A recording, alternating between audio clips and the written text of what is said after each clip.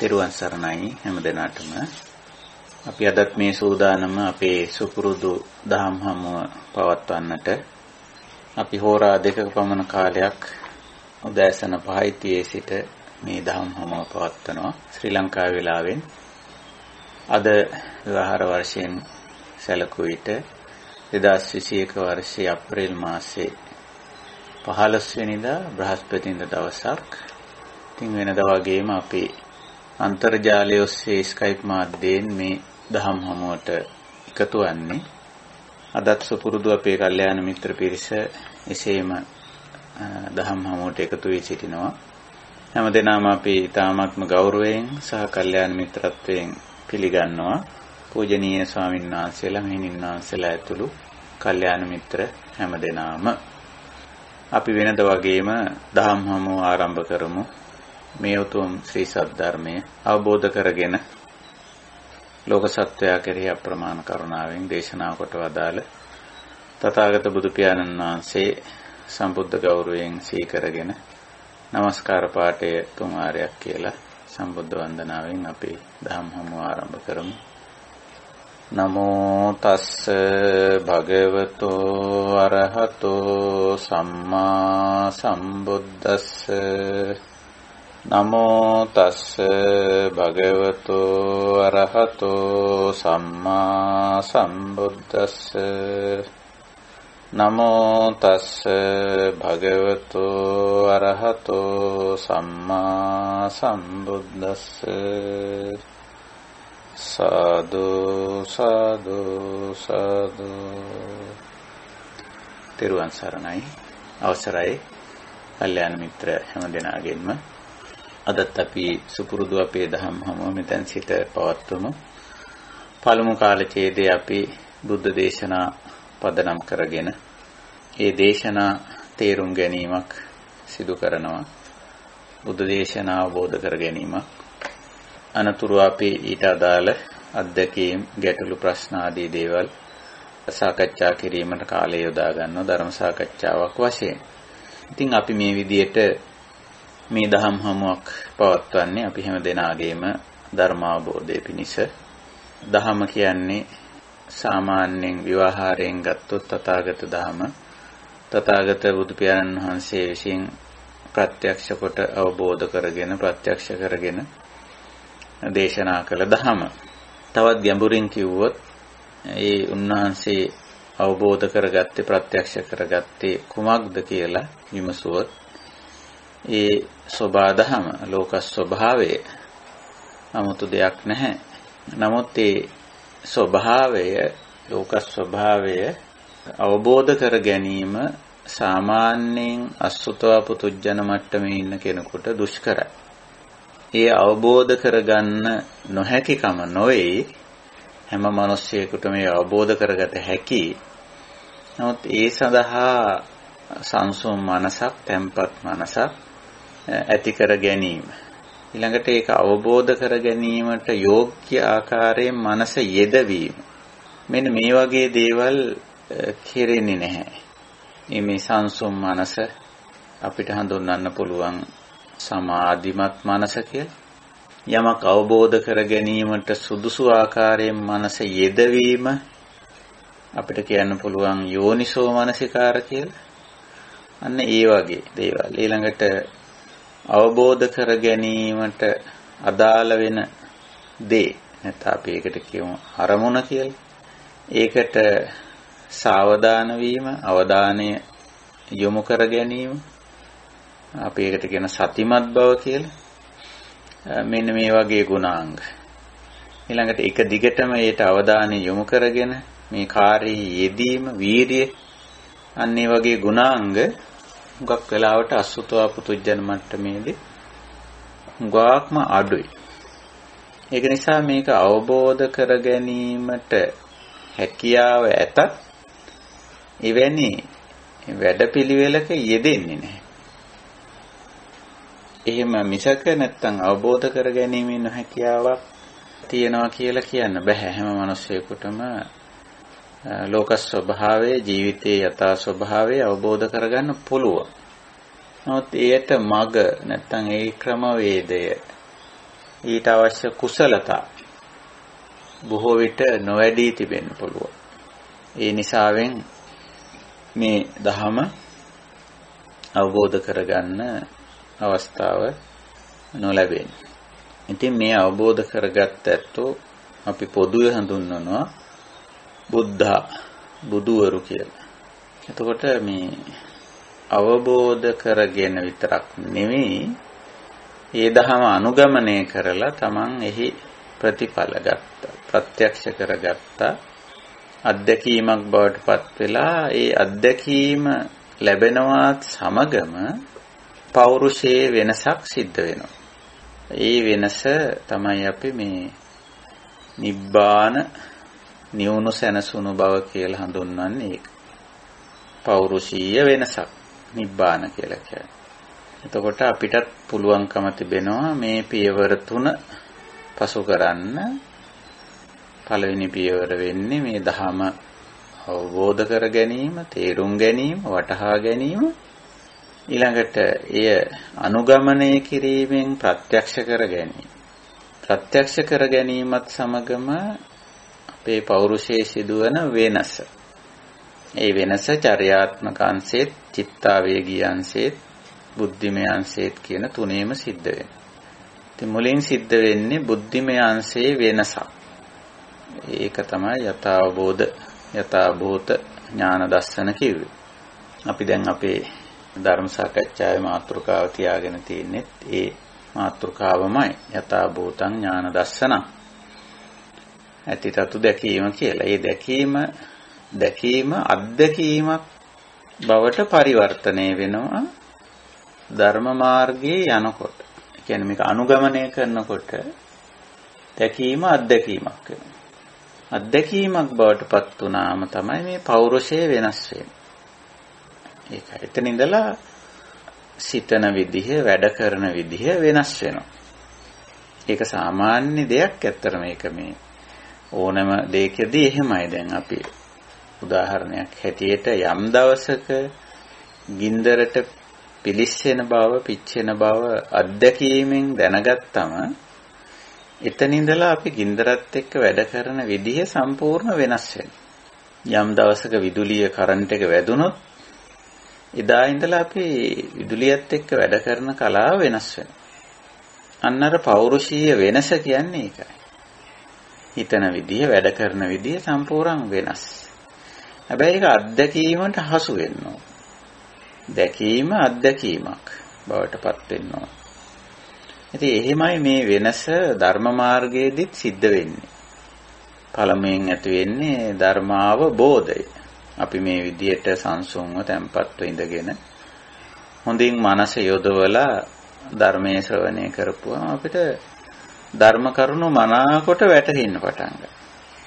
ඒ හොඳ ධර්මාවබෝධයක් ඇති වෙනවා. ඒ අවබෝධය ජීවිතයේ තුලට දාලා බලපුවාම, ජීවිත අත්දැකීම් එක්ක ගලපලා බලපුවාම තවදුරටත් චින්තාමය ඥානය වර්ධනය වෙලා ඊට පස්සේ අපි ඒක කිසියම් ආකාරයක භාවනාමය පැත්තකට හරවගන්න.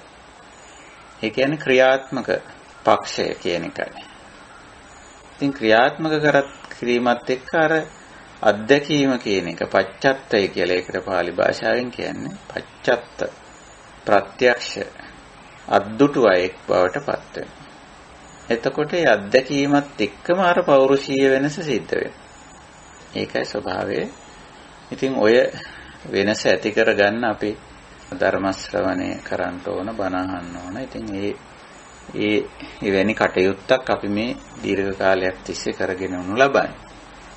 ඉතින් අපි පහුගිය දවස් දෙකේ අපි දහම් හමුවට එකතු වුණේ නැහැ. අර ලෝක සම්මත හැටියට මිනිස්සු යොදාගත්ත යම් කිසි සංස්කෘතික කටයුත්තක් යෙදিলা තිබුණ නිසා ඒක මම හිතන්නේ මේ සිංහල බෞද්ධයට අදාළව කෙරෙන දෙයක් හැටියට සිද්ධ වෙන දෙයක්. අපි ඒ කාර්යයේ යෙදෙන්නේ නැතත් සමහර වෙලාවට ඒ කාර්යයේ යෙදෙන වෙනත් අය ඒකට අදාළ කටයුතු වල යෙදෙන නිසාවෙන් අපි මේ දින දෙක අතහැර දැම්මා. අපිට ඉතින් සමහර අය සුබ පැතුනුත් ඒවල තිබුණා. තව කෙනෙක් මගෙන් අහලා තිබුණා ස්වාමීන් වහන්සේ වර්ෂයට සුබ පතන්නේ නැද්ද කියලා. ඉතින් එහෙම කියපු නිසා මම සමහර එයාටත් සුබ පැතුවා මෙහිම.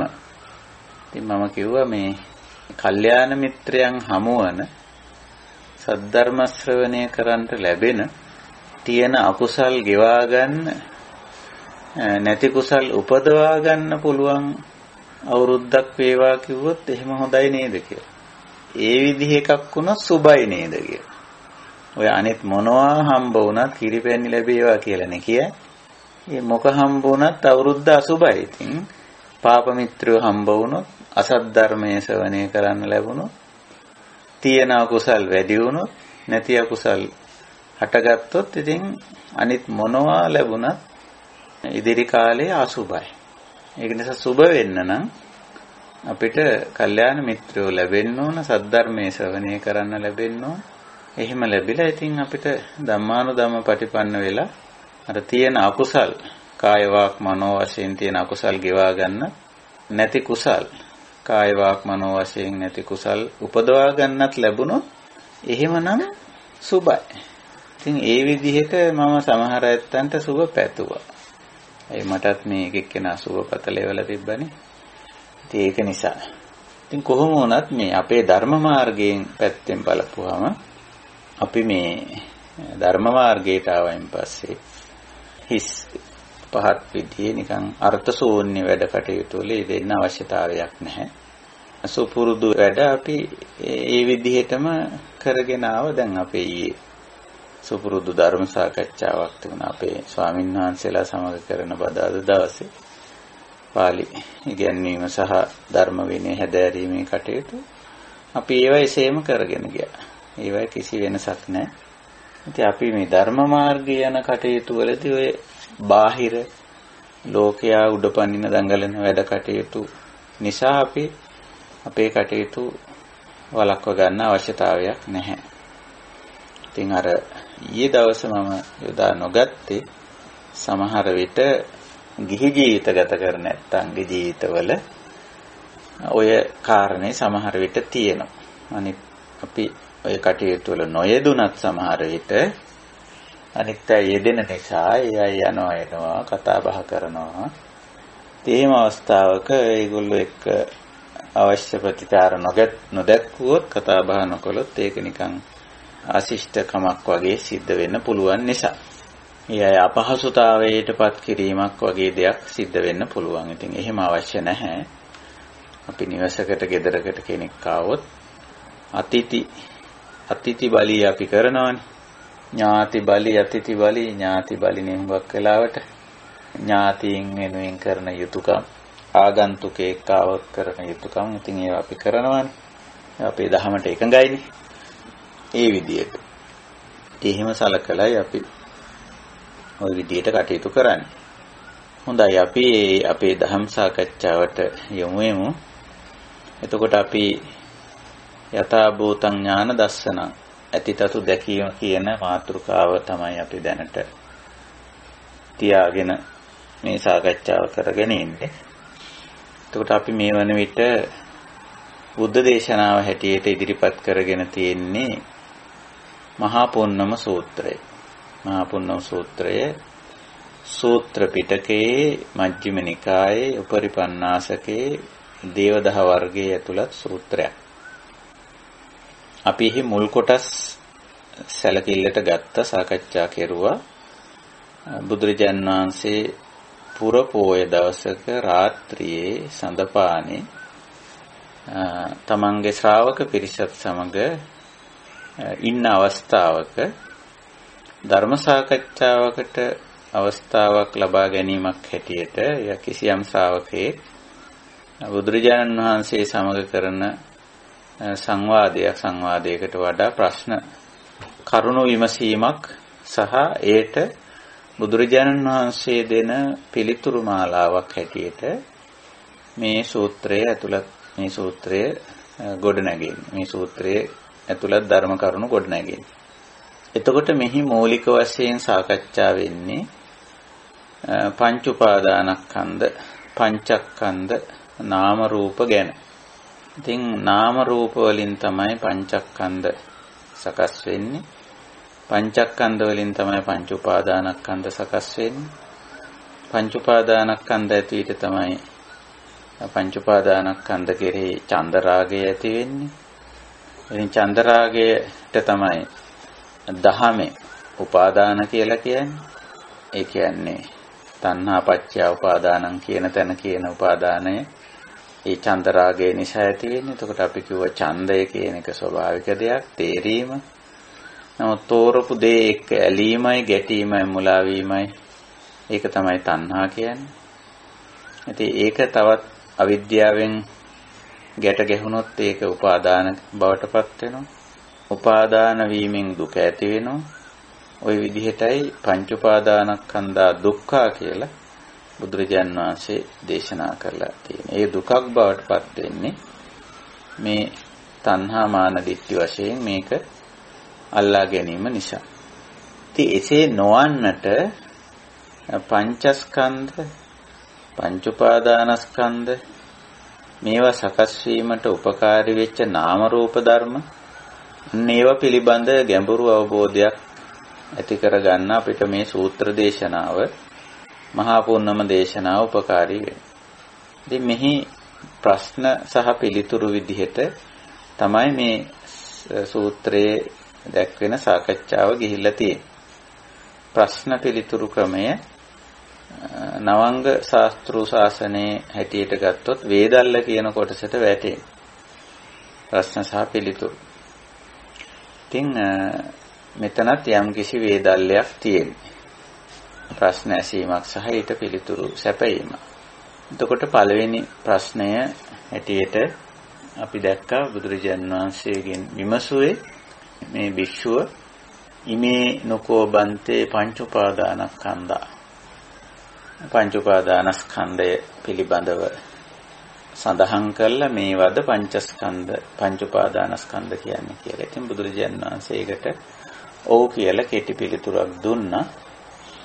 දෙවෙනි ප්‍රශ්නය ඇහුවා ඉමේ පංච උපාදානස්කන්ධා කිම් මූලකා කියලා.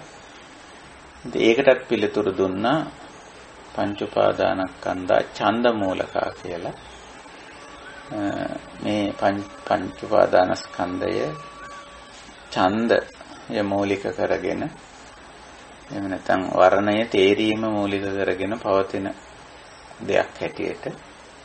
ඊළඟට අහුව ප්‍රශ්නේ අපි දන්නවා ටිකක් සංකීර්ණයි. තං යේවනකෝ බන්තේ උපාදානං තේ පංච උපාදානස්කන්ධා උදාහු අඤ්ඤත්‍ර පංච උපාදානස්කන්ධේ උපාදානං කියලා.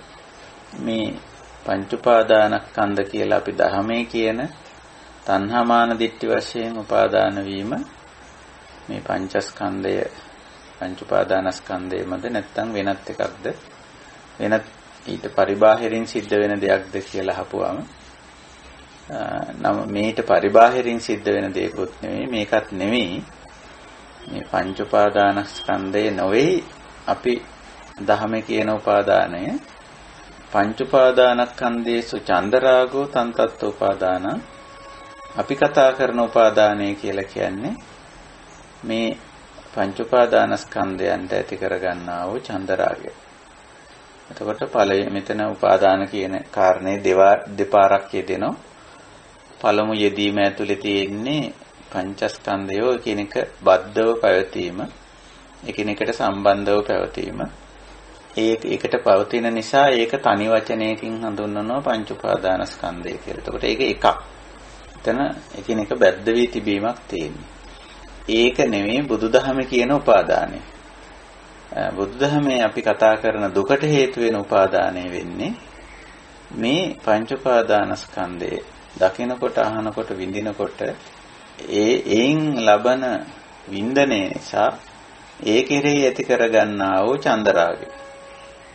චන්දරාගෝ තන්තත්ත උපාදානං කියලා දේශනා කරේ ඒකයි. ඊළඟ ප්‍රශ්නය ඇහුවේ මෙහි කිසියම් ආකාරයක වේමත්තතාවක් තියනවාද කියලා. සියාපන බන්තේ පංච උපාදානස්කන්ධේසු චන්දරාග වේමත්තතා කියලා. මේ තේරීමේ සහ මේවා සමග බද්ධ වීමෙහි විවිධත්වයක් තිබෙනවාද කියලා. ඉතින් ඒකටත් බුදුරජාණන් වහන්සේ ඕ කිව්වා. විවිධත්වයක් දකින්න පුළුවන් කියලා. ඊළඟට ප්‍රශ්න කරේ කිත්තාවතාපන බන්තේ කන්දානං කන්දාදි වචනං හෝති කියලා. පංචස්කන්ධයන් හැටියට අපිට පනවන්න පුළුවන් වෙන්නේ නැත්තම් පෙන්නලා දෙන්න පුළුවන්කම තියෙන්නේ කොහොමද කියලා විමසුවා. ඉතින් එහෙම විමසුවාම මොන එතෙන්දී බුදුරජාණන් වහන්සේ එක්තරා විදිහකට මේ රූප වේදනා සංඥා සංකාර විඥාන කියන නාම රූප ධර්ම ගොඩ ගැසෙන ආකාරය රාශීභූත වෙන එක්රැස් වෙන ආකාරය 11 ආකාරයකින් විතර පෙන්වලා දුන්නා. මේක 11 ආකාරය කියලා සාමාන්‍යයෙන් විවහාර කරන සිරිතක් තියෙනවා. අතීත අනාගත පච්චුප්පන්න කිව්ව මෙතන තුනක් හැටියටත් අජ්ජත් බහිද්දා දෙකක් හැටියට එතකොට 5යි. ඕලාරික සුකුම කිව්ව මෙතන 7යි. හීන පනීත කිව්වම 9යි. දුර ළඟ කිව්වම දූරේ සන්තිකේ කිව්වම 11යි කියලා ওই විදිහට 11 ආකාරය කියලා ඔක සාමාන්‍යයෙන් විවහාර කරනවා. ඉතින් බුදුරජාණන් වහන්සේ මෙතන පෙන්නලා දෙන්නේ මේ රූප වේදනා සංඥා සංකාර විඥාන කියන මේවා ඇත්තරම නාම ධර්ම සහ රූප ධර්ම. ඒවා ස්කන්ධ වශයෙන් ගොඩනගෙන විදිහේ ස්කන්ධ වශයෙන් මේ පනවන්න ප්‍රඥාප්ති කරන්න සම්මත කරන්න පුළුවන් වෙන ආකාරය. ඉතින් අපි ඒවා කතා බහ කළා. එයින් රූප සහ වේදනා කියන ස්කන්ධ ගොඩනගෙන ආකාරය අපි කතා කළා. මෙතෙන්දී අපි මූලික වශයෙන් ගන්න අජ්ජත් කියන කොටස නිතරම. අජ්ජත්තං රූපං, අජ්ජත්තං වේදනා, අජ්ජත්තං සංඥා, අජ්ජත්තං සංඛාර, අජ්ජත්තං විඥාන ආදී වශයෙන්. එතකොට අජ්ජත්තං කියන වචනේ අපි දැන් තේරුම් අරන් තියෙන්නේ තමා වශයෙන් සලකනු ලබන අජ්ජත් කියන්නේ තමන්ගේ නෙමෙයි ඒක. ඉතින් තමන්ගේ කියලා අයිතියක් කියාපාන්න පුළුවන් කමක් නැහැ.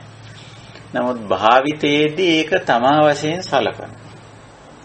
මේ රූපකාය ගත්තම සමස්ත රූප ස්කන්ධයෙන් මේ රූපකාය නැත්නම් අපි ඒකට කියනවා ශරීරය කියලා, ඇඟ කියලා කියනවා.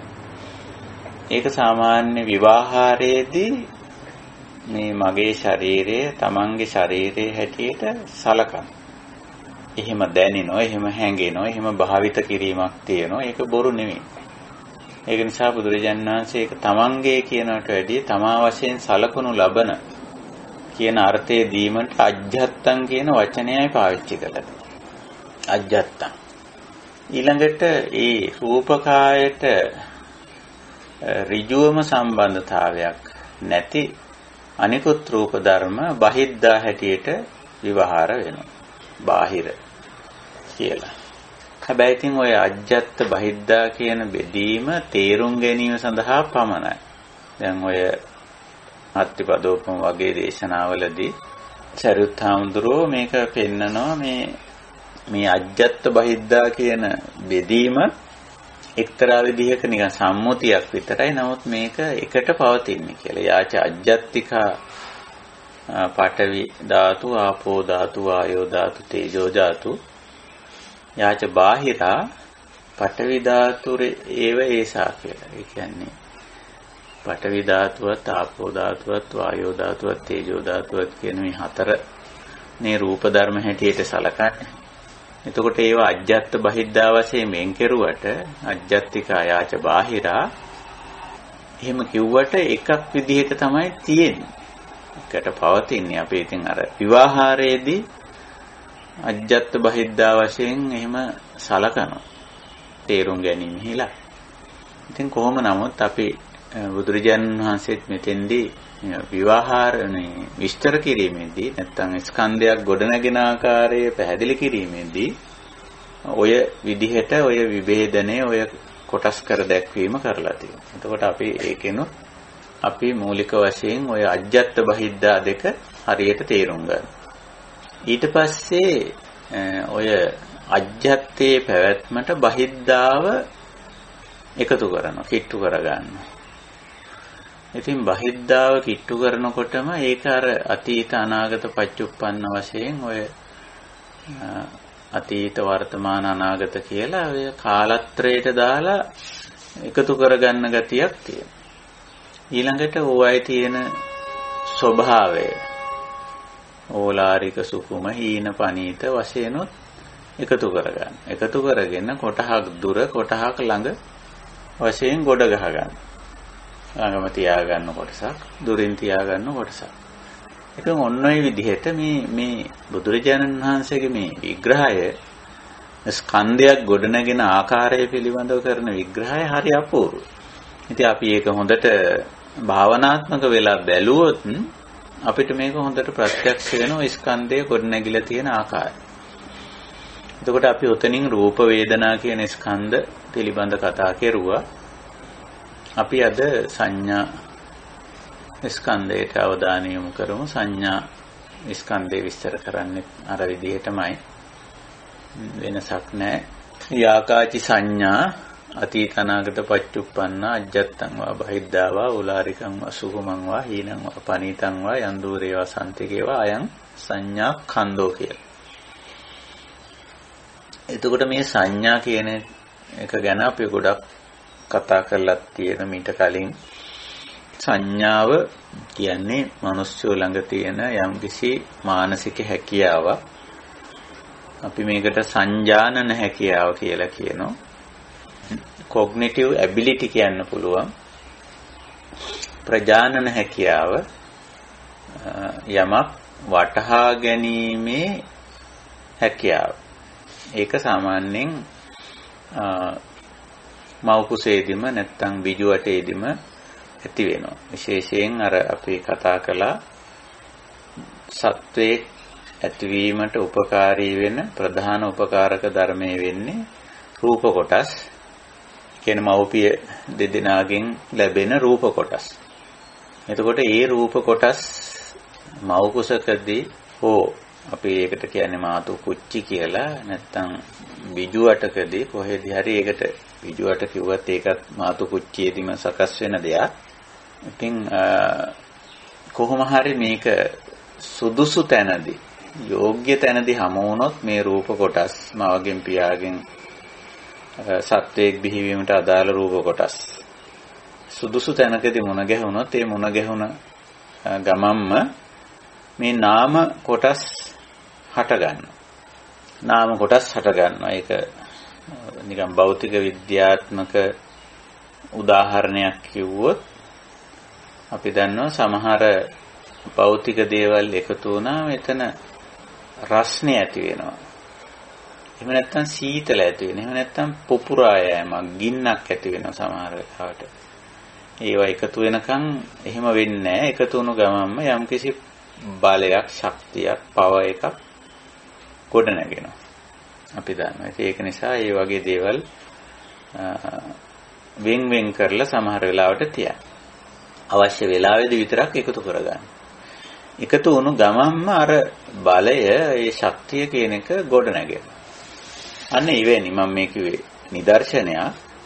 ඉවෙනි දෙයක් තමයි මව්පිය දෙදෙනාගෙන් නව සත්වයේ පිහිවීමට අවශ්‍ය කරන රූප කොටස් යම් ඊට අදාළ සුදුසු තැනදී හරියට මුණ ගැහුණොත් ඒ රූපයෙන් නාම ධර්ම හට ගන්නවා. එකක් නෙවෙයි කීපයක්. වේදනා සංඥා චේතනා පස්ස මනසිකාර. හැබැයි ඒ අවස්ථාවේ තියෙන්නේ නාම රූප අවස්ථාවේ තියෙන්නේ ක්‍රියාත්මක අවස්ථාවක් නෙවෙයි. ඒක නාම මාත්‍රයක් තියෙන්නේ නැත්නම් බීජ අවස්ථාවක පසු වෙන්නේ. ඉතින් ඇත්තට මේ බීජ අවස්ථාව තමයි හුඟක් වෙලාවට මේ වේදනා සංඥා චේතනා පස්සෝ මනසිකාරෝ කියලා සඳහන් කරලා තියෙන්නේ. ඊට පස්සේ ওই නාම රූපය ඔකට තව තනි වචනයක් පාවිච්චි කරනවා කලල කියලාත් පාවිච්චි කරනවා. නාම රූපය කියලාත් පාවිච්චි කරනවා. ওই නාම රූපේ ඉතින් බාධාවක් නොවුනොත් ඒ වැඩෙන්න අවශ්‍ය දේවලුත් ප්‍රත්‍ය ලැබුණොත් ඕක වර්ධනය වෙනවා. ඉතින් වර්ධනය වෙනකොට අර නාම ධර්මත් ඒවා ඒ විදිහටම වර්ධනය වෙනවා. ඒක ඉතින් තියෙනවා නාම රූපේ. ඉතින් යම් අවස්ථාවක මේ නාම රූපය හොඳටම වර්ධනය වෙලා මව් කුසෙන් හෝ බිජුවටෙන් හෝ එළියට ආවම ඔන්න එතන ඉඳලා මේ නාම ධර්ම ක්‍රියාත්මක වෙන්න පටන් ගන්නවා. දැන් මේ සංඥා කියන යමක් සංජානනය කර ගැනීමේ හැකියාව ක්‍රියාත්මක වෙන්න පටන් ගන්නවා. මේ ඇස කන නාසය දිව කය මේවා මන කියන මේ ඉන්ද්‍රියයන් හරියට වැඩිලා තියෙන අවස්ථාවටපත් වෙලා තියෙනකොට මේක ක්‍රියාත්මක වෙන්න පටන් ගන්නවා. එතකොට දැන් මේ සංඥා විඥාන බවට හැරෙනවා. සංඥා විඥාන බවට හැරෙනවා. ඇස කන නාසය දිව කය මන මේවා ක්‍රියාත්මක වීමත් එක්ක. ක්‍රියාත්මක වීමක් කියන්නේ ඇත්තටම ඒවට අදාළ අරමුණු. ඇසට නම් රූප, කනට නම් ශබ්ද, නාසයට නම් ගන්ධ, දිවට නම් රස, කයට නම් පහස. හමු වෙනකොට විඥානියත් අවදි වුණොත් විඥානය අවදි වෙනවා කියලා කියන්නේ මේ සංඥාවේ යම්කිසි අවදි වීමක් ඇත්තම. සංඥා තමයි විඥාන බවට හැරෙන්නේ. සංඥා කියන්නේ බීජ අවස්ථාව, මාත්‍රයක් හැටියට තියෙන වෙලාව, අක්‍රීය වෙලාව.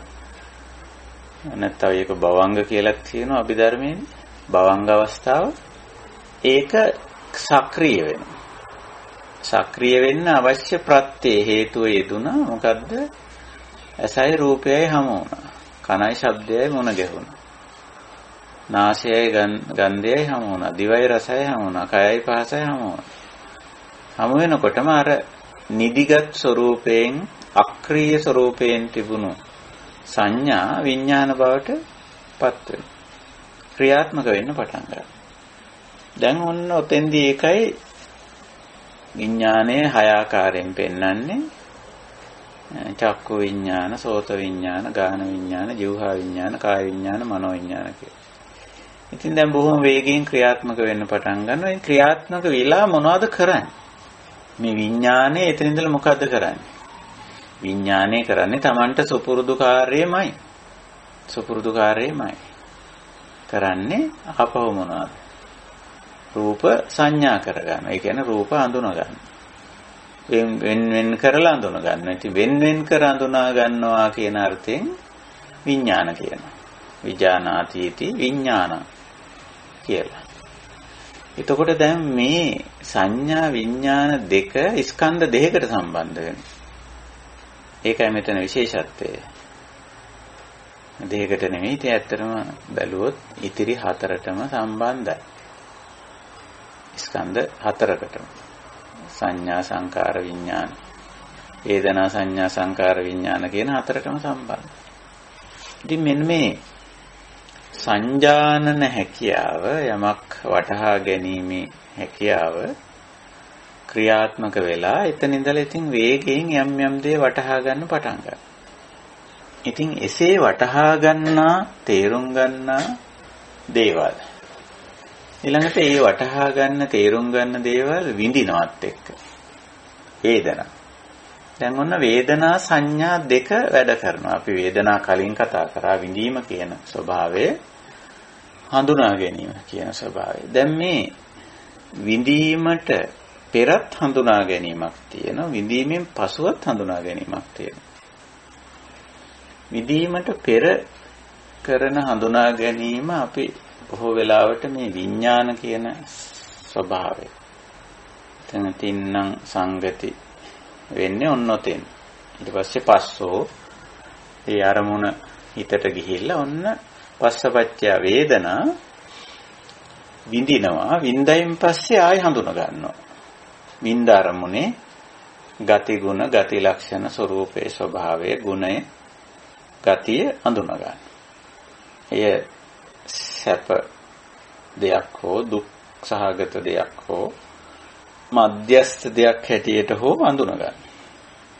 එසේ හඳුනාගත්තම ඔන්න මතක තබා ගැනීමකුත් කෙරෙනවා. හඳුනාගත්තදී සංඥාව ඒ අපි හඳුනාගත්තම යමක් ඒක මතක තියාගන්න. මතකයට යනවා. ඌමනාවෙන්ම මතක තියාගන්න ලක්ෂණයකුත් තියෙනවා.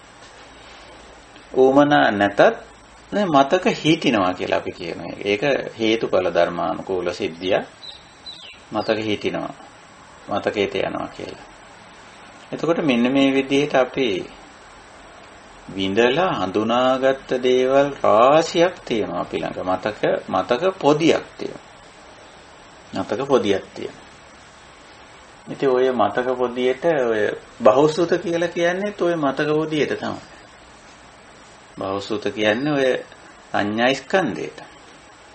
ස්කන්ධයක් ඇති දැන් ඔය මතක ගොඩක් තියෙනවා. දැන් ඔන්න අපි අර 11 ආකාරයේ බුදුරජාන් වහන්සේ කියපු පොඩ්ඩක් ඒකට අවධානය යොමු කරොත් බැලුවොත් අර අජ්ජත්තං වා බහිද්ධාවා ඕලාරිකං වා සුකුමං වා ඊනං වා පනීතං වා දූරේවා සම්තිකේවා අතීතනාගත පච්චුප්පන්නං වශයෙන් දේශනා කළානේ. ඉතින් ඒ මතක තියාගෙන ඉන්නවා යම් දේවල්. අතීත සිද්ධි මතක තියන්නේ. එතකොට අතීතං. අනාගතය ගැන යම් දේවල් හිතලා සැලසුම් කරලා ඒවත් මතක තියන්නේ. හිත මෙහෙම කරන්න ඕන, අනිද්ද මෙහෙම කරන්න ඕන කියලා හිතලා ඒක මතක තියාගෙන ඉන්නවා. සංඥා ස්කන්ධේ තියෙන එක. දැන් වර්තමානයේ දේවලු මතක තියාගෙන ඉන්නවා. දැන් මේක මෙහෙම ආදි වශයෙන් කියලා. ඊළඟට ඕලාරික දේ ඕලාරික ගතිය මතක තියාගෙන ඉන්නවා. සුකුම දේ සුකුම ගතිය මතක තියාගෙන. හීන දේ හීන ගතිය.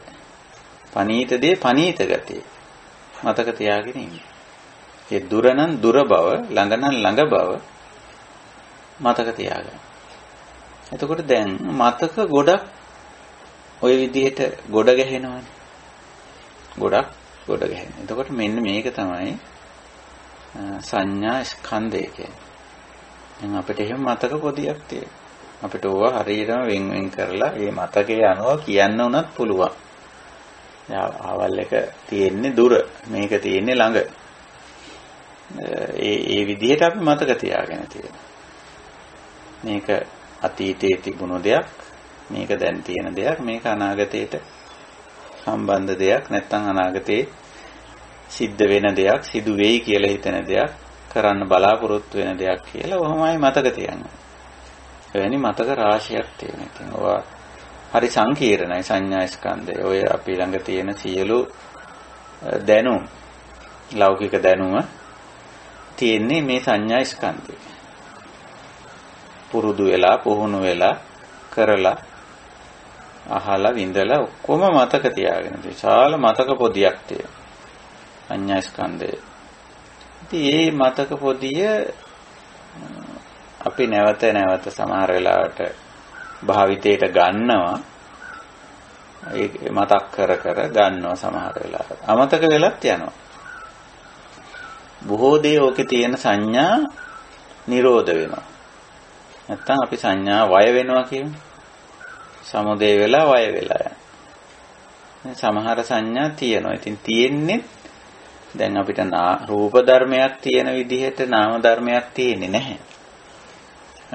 නාම ධර්ම තියෙන්නේ නැවත මානසිකාර කිරීමෙන්, නැවත මතක් කිරීමෙන් මේ සංඥා තියෙනවා. අලුත් වෙමින් තියෙනවා. ඒකයි ස්වභාවය. ඉතින් ඔන්න ඔය විදිහටයි මේ සංඥා ස්කන්ධයක් අපිට පෙන්වන්න පුළුවන්කම තියෙනවා.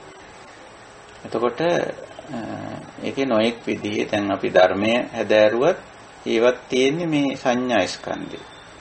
මේ ධර්ම කරුණු අපි දන්නවා මතකයි කියන මට තේරෙනවා කියලා කියන්නේ ඒ ධම්ම සංඥා තියෙන. තව ඉතින් කාම සංඥා, අකුසල සංඥා නොඑක් විදිහට කාමයන් පිළිබඳ මතක සටහන් තියාගෙන තියෙනවා. කාම වස්තු සහ කාමී ක්‍රියාවන් පිළිබඳව.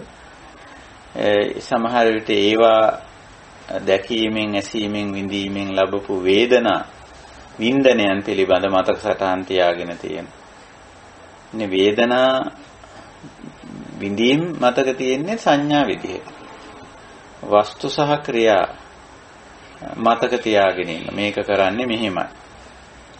මේකට උපකාරී වෙන්නේ, මේ ක්‍රියාවට උපකාරී වෙන්නේ මෙන්න මේ වස්තුව, මේ උපකරණය, මේ භාණ්ඩය, මේ දේ, මේ කොටස, මේ කෑල්ල. කොහොම මතක තියාගෙන ඉන්නේ. එතකොට මේ ක්‍රියාව කරන්න නිතරම මේ කොටස, ඒ කාර්ය, මේ මෙවලම ඒ උපකරණය පාවිච්චි කරන්න දන්නවා. පාවිච්චි කරන විදිහ දන්නවා. ඒ ඔක්කොම මතකේ තියන් ඉන්නේ. මතකේ තියන් ඉන්නේ. ඉතින් නැවත නැවත කරනකොට මේ මතකය ගෙවිලා යන්නේත් නැහැ. ඔය අපිට සමහර දේවල් මේ කරන විදිහ අමතක වෙන්නේ නැහැනේ ලේසියෙන්. දැන් වාහනයක් පදින්න අපි ඉගෙන ගත්තොත් ඉතින් ඒක පදින්න විදිහ අමතක වෙන්නේ නැහැ. සමහර විට අපි වාහනයක් පදවන්න ඉගෙන ගත්තේ ඔය පරණ වාහනයකින් වෙන්න පුළුවන්. ඒ කාලේ ගියර් අතින් දාන ඒවා. එහෙම වෙන්න පුළුවන්.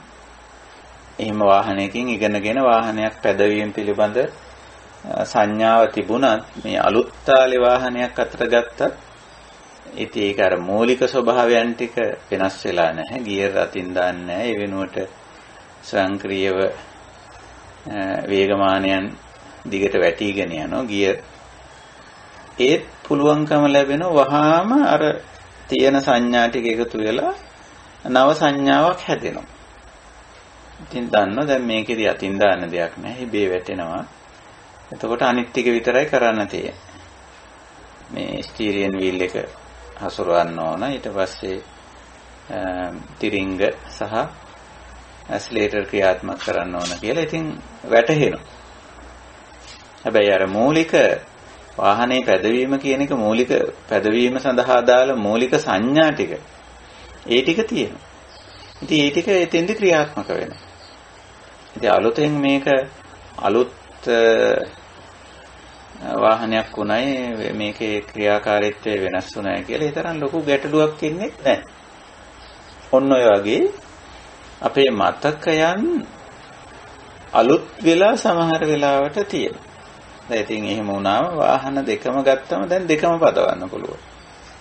පරණ තාලේ වාහනේ ක්ලච් එක පාගලා ගියර් එක දාලා වේගය වෙනස් කරගන්න වාහනේ අලුතෙන් එහෙම නැති වාහනේ දෙකම දැන් පදවන්න පුළුවන්.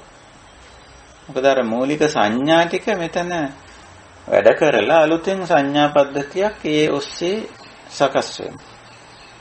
මේ සකස් වුණාම ඒක 아무තු දෙයක් නෑ. ওই විදිහට අලුත් වෙමින් නව අත්දැකීම් හරහා මේ සංඥා මතකයන් දිගට පවතින.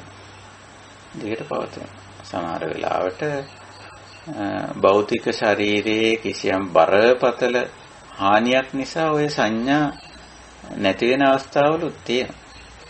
අපි දන්නවා සමහර මොලේට හානි වුණාම සමහරුන්ට ඒ මතක නැහැ. ඉතින් ආපහු ඒ මතකයන් අවදි කරන්න වෙනවා. එතකොට මේක රූප ධර්ම මත තියෙන එකක් නාම ධර්ම. නාම ධර්ම විතරක් වෙනම තියෙන්නේ. එහෙම වැරදි වැටහීමක් ඇවිල්ලා තියෙනවා සමහර වෙලාවට කය නැතුව හිත විතරක් පවතිනවායි කියන වැරදි වැටහීමක්. චිත මිස කය නැති කියලා. එවැනි වැරදි විග්‍රහයන් පසු කාලීන ඇවිල්ලා තියෙන ඒවා බුදුදහමේ කතා නෙවෙයි. නමුත් ඔය අපේ විවාහාරයේ ඔහොම ඒවා තියෙනවනේ හිත මිස කය නැති බඹලෝ කියලා. බුදුදහම ඉගැන්වීම් නෙවෙයි ඒවා. නාම රූප එකට පවතින. රූපයෙන්තරෝ නාම පවතින්න තියා සකස් වෙන්නේවත් නැහැ. රූපයෙන්තරෝ රූප ධර්ම ඇසුරෙන් තමයි නාම ධර්ම සකස් වෙන්නේ. නාම ධර්ම පවතින්නේ රූප ධර්මයේ ඇසුරු කරගෙන. රූප ධර්මයෙන්තරෝ පවතින විදියක් නෑ. ඒ නිසා රූප ධර්මයේ බිඳ වැටෙන ඕනම වෙලාවක නාම ධර්ම බිඳ වැටෙනවා. නාම ධර්මයන්ට පැවැත්මක් නැහැ. ඒක නිසා මේ නාම රූපය කියලා තනි වචනයකින් අපේ ධර්මයේ සඳහන් වෙන්නේ ඒකයි. අපි තේරුම් කරනකොට මේ විදිහට මේවා කඩලා වෙන් කරලා කොටස් කරලා තේරුවට සාකච්ඡා කෙරුවට විග්‍රහ කෙරුවට විභජනය කරලා දැක්කුවට මේවයි වෙනම පැවැත්මක් නැහැ. රූපේන්තරෝ නාමවත් නාමේන්තරෝ රූපවත්. මේ කියන්නේ සත්වයක් සම්බන්ධයෙන් ගත්තම ද්‍රව්‍ය භාණ්ඩ වස්තු වල නම් නාම වලින් තොරව රූප පවතිනවා. නම් සත්වයක් ගත්තොත් නාම වලින් තොර රූපවත් රූප වලින් තොර නාමවත් හට ගැනීමක්වත් පැවැත්මක්වත් නැහැ. ඒකයි ස්වභාවය. ඉතින් ඔන්න ඔය කාරණේ අපි තේරුම් ගන්න ඕන. ඔක මහා බරපතල දෙයක් නෙවෙයි, සංකීර්ණ දෙයක් නෙවෙයි. පටලවා ගත්තේ නැතොත් ඊටාම සරල කාරණයක්. පටලවාගෙන වෙනත් සංස්කාර හදාගත්තොත් නම් ඕක මහා සංකීර්ණ එකක්. වරු ගණන් දවස් ගණන් කතා කරන්න, සංවාද විවාද කරන්න, තීසිස් ලියන්න හොඳ මාතෘකා. ඉතින් එහෙම අවශ්‍යතාවයක් නැහැ. අපිට හොඳට ප්‍රත්‍යක්ෂ වෙනවා. නාමං මේ රූපං මේ ඉස්සරලා බුදුරජාණන් වහන්සේ නාමක් නෙවෙයි විග්‍රහ කරන්නේ. නිතරම මුලට පෙන්නලා දෙන්නේ රූප. ඊළඟට නාම. ඊළඟට නාම රූපය නිසා විඥාන. එහෙමයි කියන්නේ. නාම රූපච්ඡ විඥාන. ඉතින් ඔන්න ඔය විදිහට නාම ධර්මවල ක්‍රියාකාරීත්වය, හට ගැනීම, පැවැත්ම අපිට තේරුම් ගන්න පුළුවන්. ඉතින් සංඥා ස්කන්ධයක් ගොඩනගන්නේ මතක පොදියක්. අපිට ඕකට සිංහලෙන් කියන්න පුළුවන් සංඥා ස්කන්ධයට හොඳ වචනයක් මතක පොදිය කියලා. එහෙම කිව්වම තේරෙනවා අපි ළඟ මතක පොදියක් තියෙනවා. දැන් මේ මොහොතේ යම් දේවල් මතක් කරන්න පුළුවන්. මේ දේවල් ගැන මතකයන් තියෙනවා. මතකයන් තියෙනවා. ඉතින් ඒවා කොහොමද මතක තියෙන්නේ කියලා ඇහුවොත්, මේක මතක හිටියේ කොහොමද කියලා ඇහුවොත්, ඉතින් කියයි දැකලා මම දැක්කා, ඒක නිසා මට මතකයි. එහෙම නැත්තම් කියන මට ඇහුණා, මට මතකයි. නැත්තම් මට ගඳ සුවඳ වශයෙන් දැනුණා. රස ප්‍රමාණ රස විඳලා තියෙන, ඒක නිසා මේ රසය මට මතකයි. මේ පහස මම විඳලා තියෙන, මේ ස්පර්ශය මට මතකයි කියලා කියන්න පුළුවන්. ඉතින් ඔය විදිහට දැකලා අහලා විඳලා මතක ගබඩාවක් තියාගෙන තියෙනවා. ඒකෙත් අර අජ්ජත් වශයෙන් බහිද්ධා වශයෙන් තියෙනවා. අජ්ජත් රූප වේදනා දෙකට අදාළ මතකයන් තියෙනවා. මේ මගේ රූප කායට අදාළ මේ දේවල් මේ කෙස් මේ ලොම් මේ නියදත් ආදී වශයෙන් ශරීර කොටස් ගැන මතක තියෙනවා. අජ්ජත් වශයෙන් අජ්ජත්තික වශයෙන් තියෙන ලෙඩ රෝග මතකයි. මට මේ දේවල් තියෙනවා. ශරීර ස්වභාවය මතකයි, තමන්ගේ ශරීර කොටස් ගැන මතකයි. ඊළඟට වේදනාව අපි කතා කරා. ඒකෙත් මම කැමති මේ දේවල් විඳින්න, මේ දේවල් විඳින්න ආදී වශයෙන් තමා වශයෙන් සලකන රූප සහ වේදනා පිළිබඳ යම් මතකයන් තියෙනවා. බාහිර දේවලුත් ඒත් එහෙම තමන්ගෙන් පරිබාහිර යම් සත්‍යය, පුද්ගලයෝ, ද්‍රව්‍ය භාණ්ඩ වස්තු වශයෙන් මතකයි. ඒ අයට අදාළ වේදනා වින්දනයනොත් දන්නවා. බාහිර පුද්ගලයන්ට අදාළ වින්දනයනොත් දන්නවා. හවලා මේක විඳින්න කැමති, මේ දෙයට හවලා කැමති, මේකට හවලා කැමති කියලා වේදනාවේ බහිද්ධා ස්වરૂපයත් අපි අනුමාන වශයෙන් දන්න. ප්‍රත්‍යක්ෂ වශයෙන් නෙමෙයි, අනුමාන වශයෙන් දන්න. ඉතින් ඒකත් අපි මතක තියාගෙන ඉන්නේ නේ. අපි ඉතින් ඕක මතක තියන්නේ. අපේ මහත්තයා මේවට කැමති, අපේ නෝනා මේවට කැමති, අපේ දරුවෝ මේ හවල් පුතා දුව මේකට කැමති කියලා ඒගොල්ලන්ගේ මනාපමනාප ස්වභාවයන් නැත්තම් වේදනාවට වින්දනයන්ට අදාළ දේවල් මතක තියාගෙන ඉන්නේ. ඒගොල්ලන්ගේ රූප කායන්ට අදාළ දේවල් මතක තියාගෙන ඉන්නේ. එතකොට ඒවත් තියෙන්නේ බලන්න සංඥා වශයෙන් නේ තියෙන්නේ. රූප සංඥා නේ, ශබ්ද සංඥා, ගන්ධ සංඥා, රස සංඥා, පොට්ටබ්බ සංඥා වශයෙන් රූපය පස්සාකාරයකින් රූප ධර්ම අපි මතක තියාගෙන ඉන්නේ. ඇහැට පෙනුනම වර්ණ වශයෙන්, රිද්ම වශයෙන්, රටා වශයෙන් මතක තියාගෙන ඉන්නේ. ශබ්දවල රළු ගොරෝසු බව, මිහිරි අමිහිරි බව ඕව මතක තියන් ඉන්නේ. ගන්ධත් මතක තියන් ඉන්නේ. රසත් මතක තියන් ඉන්නේ. ස්පර්ශේනොත් මතක තියන් ඉන්නේ. ඒ රූප ධර්ම ඔහොමයි මතක තියන්නේ. වේදනාවලිනුත් සැප වේදනා මතක තියන් ඉන්නවා. දුක් වේදනාත් මතක තියනවා.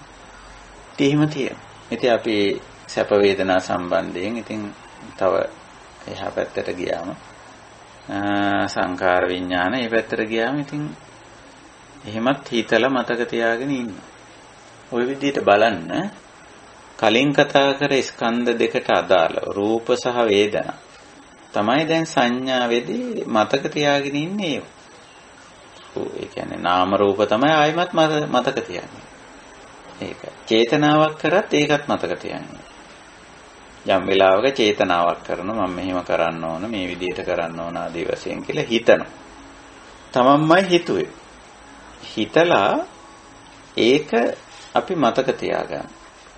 සමාහයට එතකොට ඒක කරන්නේ මේ මොහොතේ නෙමෙයි දැන් නෙමෙයි ඊට හරි අනිද්දා හරි ලබන ඉදිරි දිනයක මම මෙහෙම කරනවා. කරන්න ඕනේ කියලා හිතන්නේ දැන්. හිතලා අන්න ඒක ඒ චේතනාව නැත්නම් අපි ඒකට සංස්කාරය කියනවා. ඒකත් මතක තියාගන්න. ওই විදිහට. ඉතින් බලන්න අපේ මේ සංඥා වලින් මොනතරම් විශාල සංඥා කන්දක් හැදෙනවද කියලා. සංඥා කන්දක් හැදෙනවද?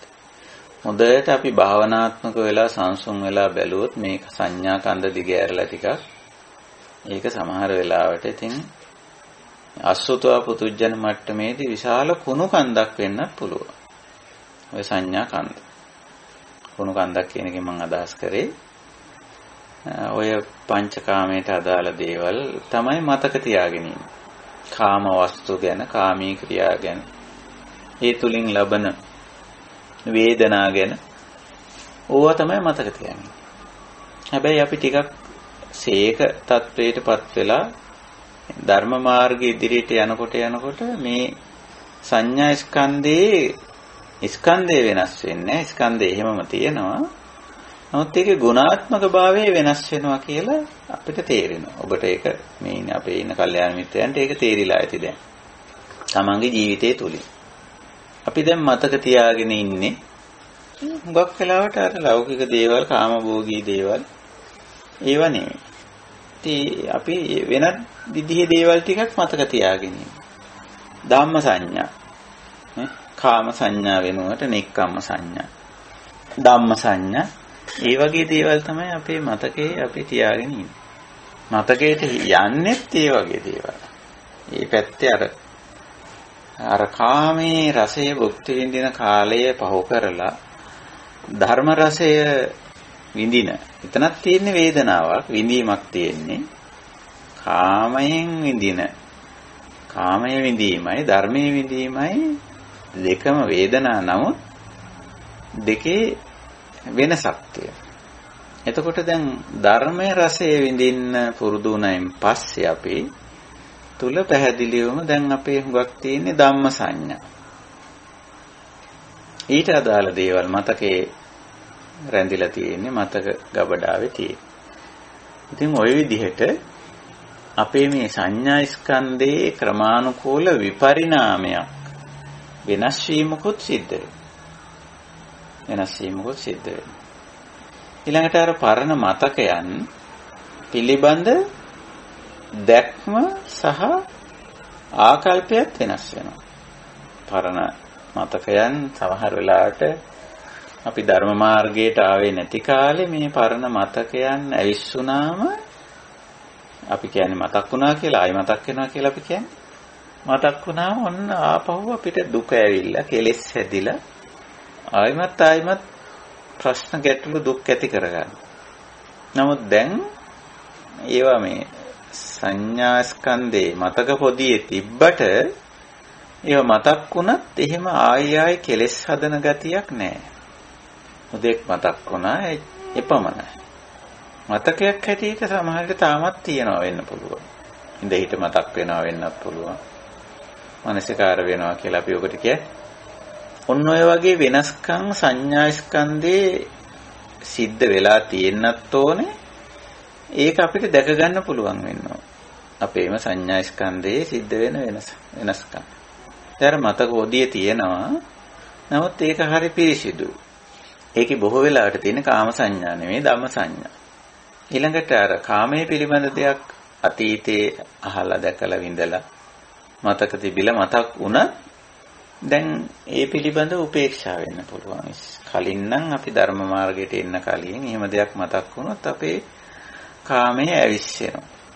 එහෙම නැත්නම් රාගය ඇති වෙනවා, ද්වේෂය ඇති වෙනවා, කලබල වෙනවා, තිගැස්සෙනවා, බය වෙනවා. එහෙම. දැන් මම සරල උදාහරණයක් කිව්වොත් අපි හැමෝටම පුද්ගලයෝ විවිධ විදිහට මැරෙනෝ දැකලා ඒ පිළිබඳ සංඥා තියෙනෝනේ, මරණ සංඥා තියෙනෝනේ. මරණ ධර්මතාවයට අපි තාමපත් වෙලා නැහැ. සෙසු අය විවිධ විදිහට මැරෙනෝ, මරණයටපත් වෙනෝ දැකලා ඒ පිළිබඳ මතකයන් අපි ළඟ තියෙනවා. අහවලා මැරුණේ මෙහෙමයි, අහවලා මැරුණේ මෙහෙමයි, අහවල් ප්‍රසිද්ධ පුද්ගලයා මැරුණේ මෙහෙමයි ආදී වශයෙන් කියලා මතක තියෙනවා. දැන් අපි ධර්ම මාර්ගයට එන්න කලින් ඔය කවුරු හරි මැරිච්ච දෙයක් ආයි මතක් වුණොත් මොකද වෙන්නේ? සමහර විට අපි දුක් වෙනවා. නැත්තම් බය වෙනවා. නැත්තම් තැති ගන්නවා. නොඑක් විදිහේ වෙනස්කම් ඇති වෙනවා. ඒක නිසා ඒ කාලේ අපි මරණේ ඔය සිද්ධි මතක් කරන්නවත් එපා කියන අපෝ මට ඕව මතක් කරන්නවත් එපා. එවැනි සිද්ධිය. දැනුත් එහෙමද? දැනුත් ඒව මතකයි. ඕන කෙනෙක් මතක් කරාට ප්‍රශ්නයක් නැහැ. දැන් මතක් කරනකොටම තේරෙනවා ඒක හේතුඵල ධර්මානුකූල සිද්ධියක්. මරණීය ධර්මතාවයක්. ඕනෑම වෙලාවක ඕනෑම තැනකදී මේක සිද්ධ වෙන්න පුළුවන්. ඊට අදාළ හේතු යෙදුණා. දැන් මේක මතක් කරන්න එපා කියන්නෙත් නැහැ. මතක් වුණා කියලා බය වීමක් හරි, තැති ගැනීමක් හරි, ශෝක වීම මොකක්වත් නැහැ දැන්. හැබැයි මරණය පිළිබඳ සංඥාව, මරණ සංඥාව තියෙනවා. අපේ සංඥා ස්කන්ධයේ මතක පොදී තියෙනවා. මරණ ධර්මතාවය පිළිබඳ. දැන් බලන්න සංඥා ස්කන්ධයේ සිද්ධ වෙලා තියෙන ওই වෙනස මම හිතන්නේ ඔබ තුලින් අපට අප තුලින් දැකගත හැකි. එහෙම වෙනසක් වෙලා තියෙන්න ඕන මේ ධර්ම මාර්ගයේ. හැබැයි අර මතක ටික එක්කෝම එහෙමම තියෙනවා. පුද්ගලයන් ගැන මතකයන් බලන්න. සමහර පුද්ගලයන් මතක හිටලා තියෙන්නේ ඒගොල්ලෝ අපිට කරපු උදව් උපකාර නිසා.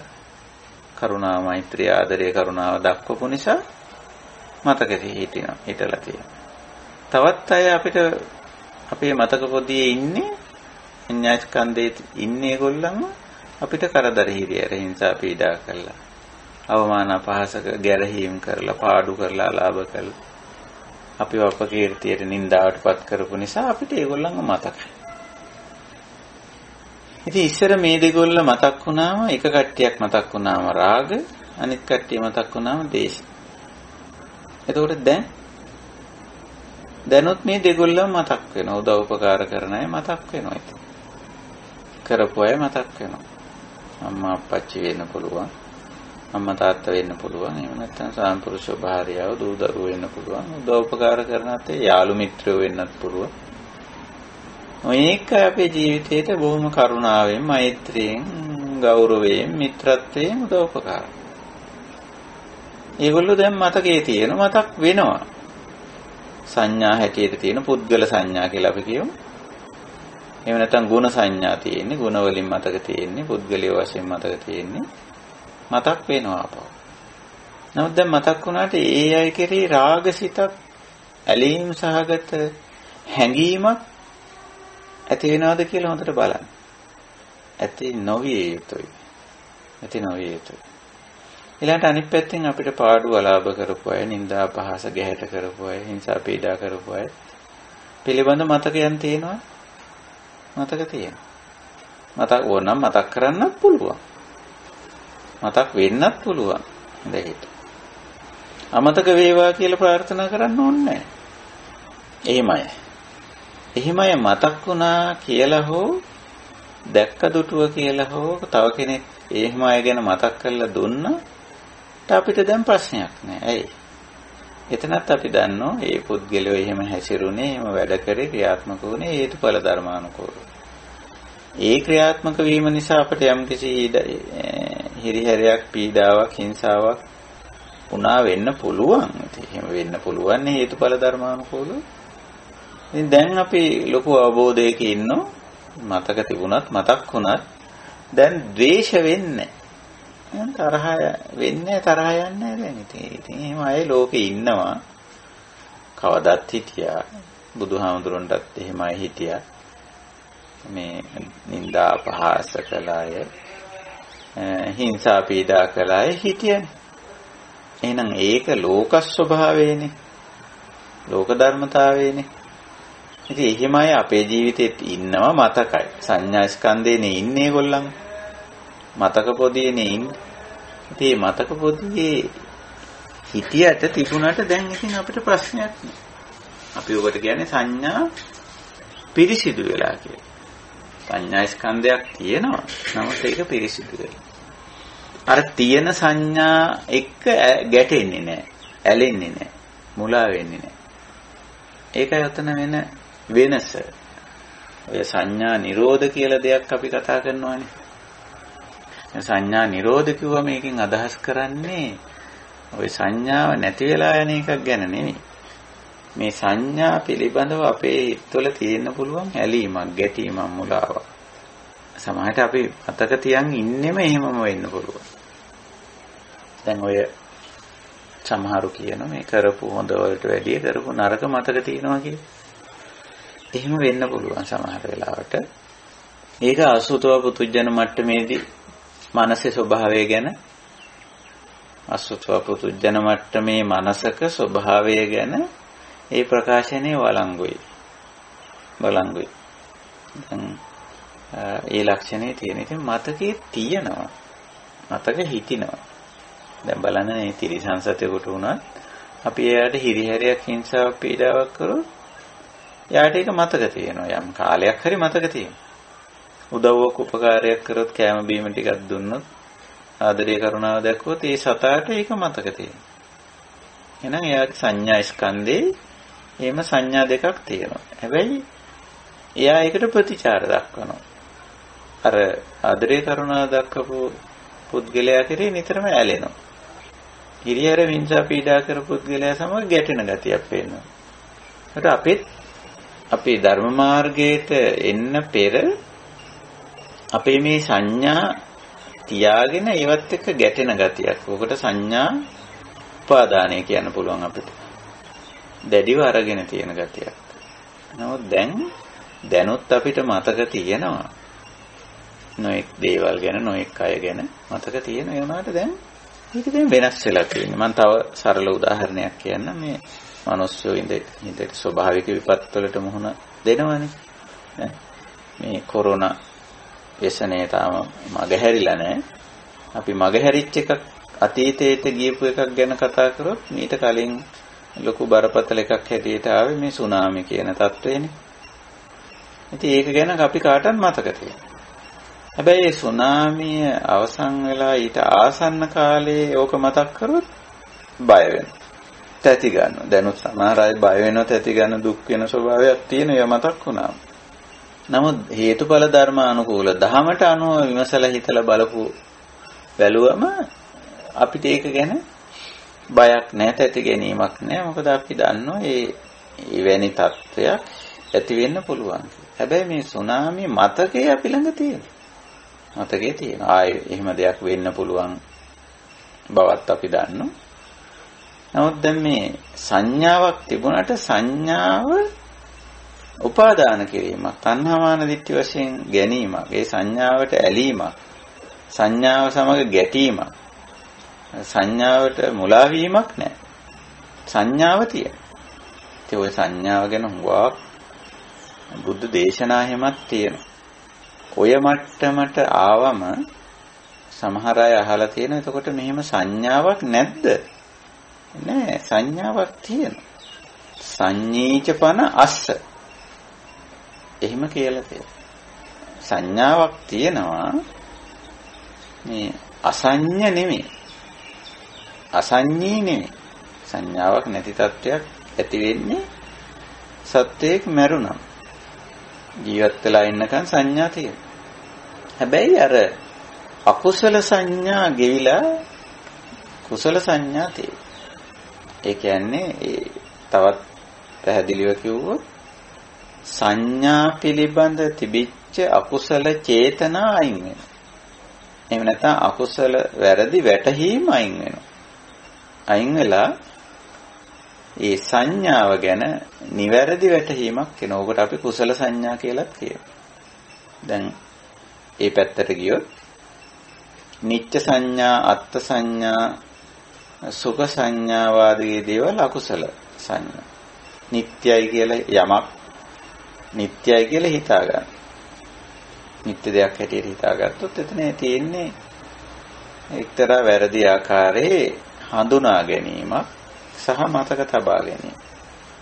අපි සමහර වෙලාවට එහෙම තමයි මතක තියන්නේ. දැන් පුද්ගලයෙක් දැක්කම ඒ පුද්ගලයා දුටු මොහොතේ ශරීර ස්වභාවයනේ අපි මතක තියාගෙන ඉන්නේ. ඉතින් අපිට එයා අවුරුදු 20කට 30කට විතර පස්සේ නැත්නම් 50කට විතර පස්සේ හමු වෙනවා. හැබැයි තවමත් අපේ සංඥා ස්කන්ධයේ ඉන්නේ අවුරුදු 20කට 30කට කලින් අපි දැකපු රූපකාය. දැන් ඒ රූපකාය සම්පූර්ණව විපරිණාමය වෙලා. දැන් ඉන්නේ මේ මහලු පුද්ගලයා අපි දැක්කේ තරුණ කාලේ. මැදිවියේදී දැක්කේ දැන් මහලු කෙනෙක්. ඉතින් අපිට ඔන්න දකින්න ලැබෙනවා. මේ මොකද මේ ස්වභාවය කියලා අපි මේ විදිහට සමහර වෙලාවට ඒ සංඥාව එහෙම තියෙන. නමුත් ඒ සංඥාවට අදාළ රූපය ගෙවිලා ගිහිල්ලා විපරිණාමය වෙලා වෙනස් වෙලා. ඊළඟට ශබ්ද සංඥාත් ඒත් එහෙම. අපි කියන කාගේ හරි කටහඬක් අපි මතක තියාගෙන ඉන්න විදිහක් තියෙනවා. ඉතින් ඒක වෙනස් වෙනවා. වෙනස් වුණාම අපි බලන එයාද මේ කතා කරන්නේ වෙන කෙනෙක්ද කියලා. අපි සැක කරනවා. ඒ ශබ්දේ අපි මතක තියාගත්තේ එක්තරා දවසක ඒ ශබ්දේ රළු බව, මෘදු බව, ඒකේ රටාව තුලින් මතක තියාගත්තා. පස්සේ ඒක වෙනස් වුණාම අපි වෙනස් වෙනවයි කියන අනිත්‍යතාවයටපත් වෙනවයි කියන සංඥාව නැත්තම් මොකද වෙන්නේ? එක්තරා ප්‍රමාණයකට අපි නිකන් කැළඹීමක් වගේ තත්වයක් ඇති වෙනවා. එහෙම තියෙනවා. දැන් ওই தত্ত্বය අපේ නැහැ. මේ ධර්ම මාර්ගයට ආවයින් පස්සේ අපි දන්නවා මේට අවුරුදු ගානකට කලින් දැක්ක එක්කෙනා අද දකින්න ලැබෙනකොට ඒ රූපය නෙමෙයි කොහොමද? ඒක විපරිණාමය වෙලා. කටහඬ වෙනස් වෙලා. ඒක වෙනස්. ස්පර්ශය වෙනස් වෙලා. අපි අවුරුදු ගානකට කලින් යම් කිසි දෙයක ස්පර්ශය විඳලා තිබ්බනම් ඒ පොට්ටබ්බ සංඥාව අපි ළඟ තියෙන්න පුළුවන්. නමුත් වර්තමානයේ අපි මේ දේ අතගාලා ස්පර්ශ කරලා බැලුවොත් සම්පූර්ණ විපරිණාමයටපත් වෙලා තියෙනවා. ඉතින් ඒක දැන් අපි දන්නවා. ඒක නිසා මේ සංඥා ස්කන්ධයක් තිබ්බට ඒවා සමග ඇලීමක් ගැටීමක් මුලාවක් නැහැ. කොටින්ම මේ සංඥා පිළිබඳ තියෙන වැරදි හැඟීම්, වැරදි වැටහීම් ඉවත් වෙලා තියෙනවා. සංඥා ටික එහෙමම තියෙනවා. ඒවටින් අපි කැමති විදිහට අපිට ඕන විදිහටම පවත්වන්න බෑනේ. සමහර සංඥා අමතක වෙලා දැන්. ඒක වය වෙලා තියෙන්නේ. කොහොමදවත් මේ මතක් කරන්න කියන්නේ මතක නෑ දැන්. මතක නැහැ. බොහෝ දේ අමතක වෙලා ගිහිල්ලා තියෙනවා. ඒක සෝබාදහමට අනුව සිද්ධ වෙන දෙයක්. සමහර ඒවා මතක තියෙනවා. ඒවත් එච්චර පැහැදිලි මතකයක් නැහැ. පැහැදිලි වගේ මතකයක් තියෙනවා. එසේ අමතක වීම ගැන ඊතරම් පැහැදිලි මතකයක් නැති බව ගැන දැන් අපිට ගැටලුවක් නැහැ. ඉස්සර නම් අමතක වුණාම හරියට අපි දුක් වෙනවා, කනගාටු වෙනවා. මට මේ අමතක වෙනවයි කියන එක ගැනත් හරියට කනගාටු වෙනවා, බය වෙනවා, තැති ගන්නවා. ඒක ලෙඩක් කියලා හිතා ගන්නවා. එහෙම තියෙනවා. මේ ලෙඩකුත් නෙමෙයි. ඔක සමහර වෙලාවට නොයෙක් හේතු නිසා අමතක කරේ. එච්චර වැදගත් නැති දේ අමතක වෙනෝනේ කොහොමද? එහෙම තියෙනවා. සමහර විට රූප ධර්ම වෙනස් වීමෙනුත් ඕක වෙන්නත් පුළුවන්. වයසට ගියාම ඔය අමතක වෙනවා, වැඩිපුර අමතක වෙනවා කියලා කියන්නේ අර නාමයන්ට පිහිටන්න, නාමයන්ට ආධාර වෙන රූප කොටස් ශරීරයේ තියෙන ඒවා ඉතින් ගෙවිලා යනෝනේ. රූප ධර්මත් නිට්ටය නැහැනේ. රූපේ මත නම් නාමයේ තියෙන්නේ. එහෙනම් රූපේ ගෙවිලා යනකොට නාමයට පවතින තැනක් නැහැ. එතකොට එහෙමත් වෙනවා. අවශ්‍යතාවය නැති නිසා අමතක වෙනවා. ඉතින් දැන් ඔව් අපි දන්න නිසා අමතක වුණා කියන එක අපිට ප්‍රශ්නයක් නෙමෙයි. අමතක වුණා කියන එක ප්‍රශ්නයක් නෙමෙයි.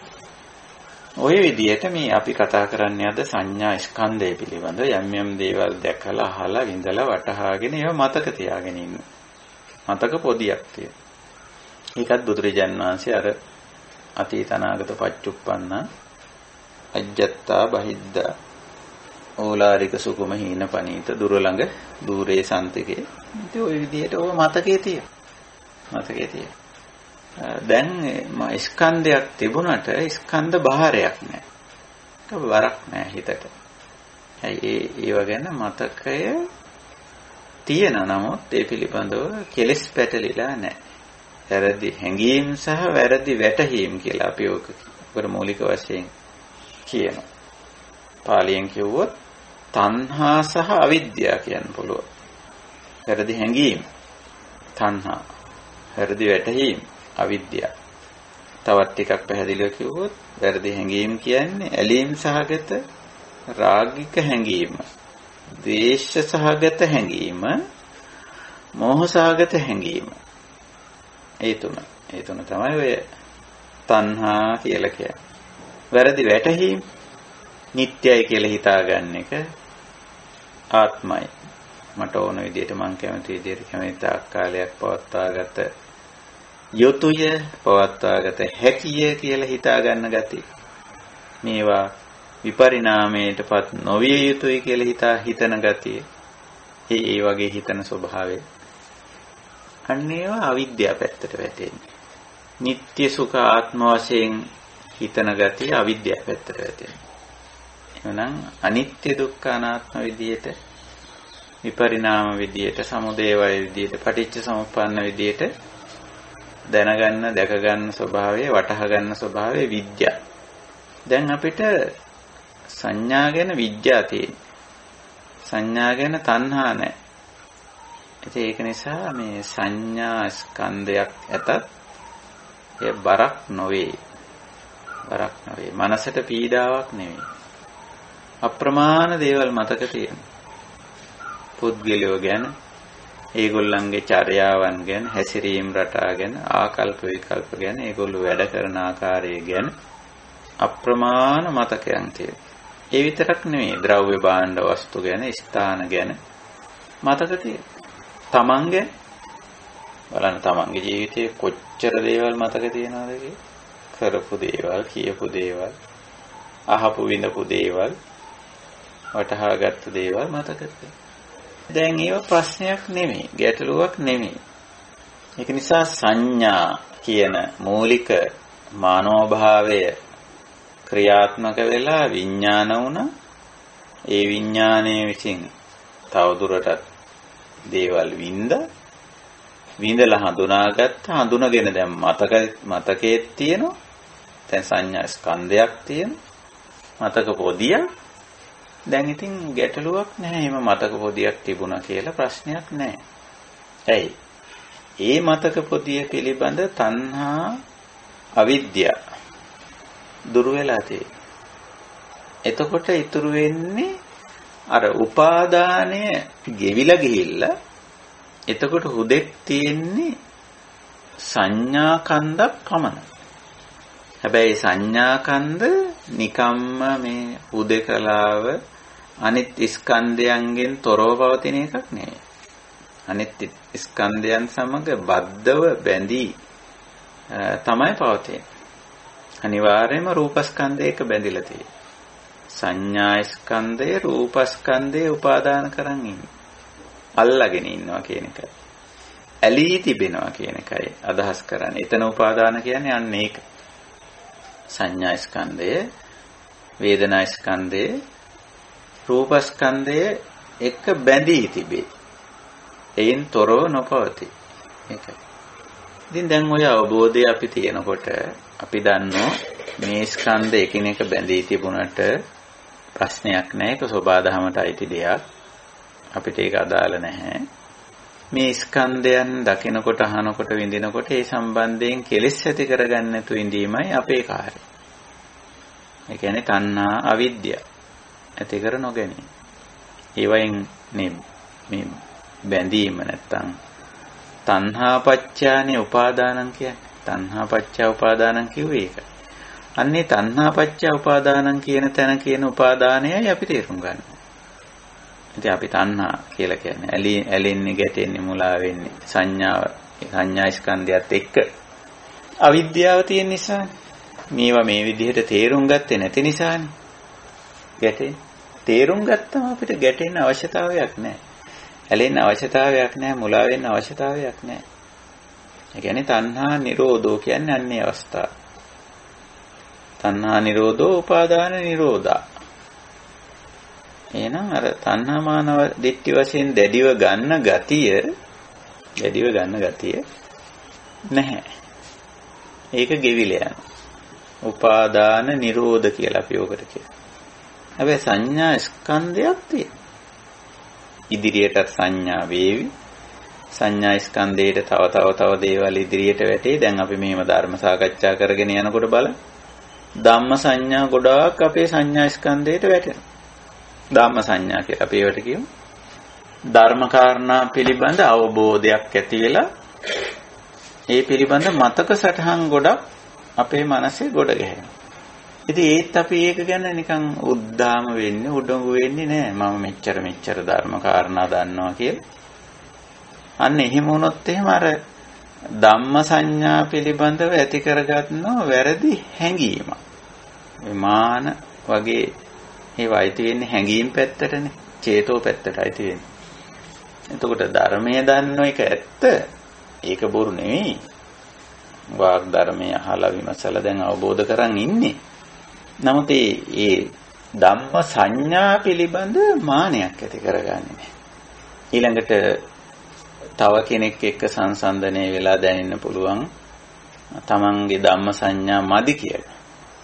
මම මේ දේවල් තවම දන්නේ නැහැ කියන අදහස එන්න පුළුවන්. නමුත් නොදන්නා කම නැත්තම් සංඥා නැතිකම ගැන අපි දුක් වෙන්නේ කනගාටු වෙන්නේ නැහැ. කොයි විදිහට අර කොයියම් ආකාරයකින්වත් සංඥා ස්කන්ධේ අලලා කෙලෙස් හැදීමක් නැහැ දැන්. කෙලෙස් හදන්න අවශ්‍ය නැහැ.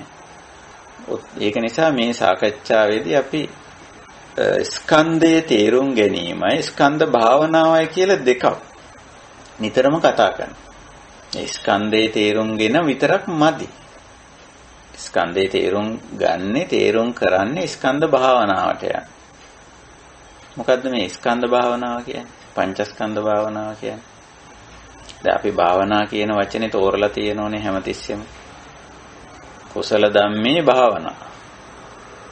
ආසේවති භාවේති වඩ්ඩේති इति කුසල ධම්මේ භාවනා. කුසල් දහම් වැඩිම භාවනා කියලා කියනවා.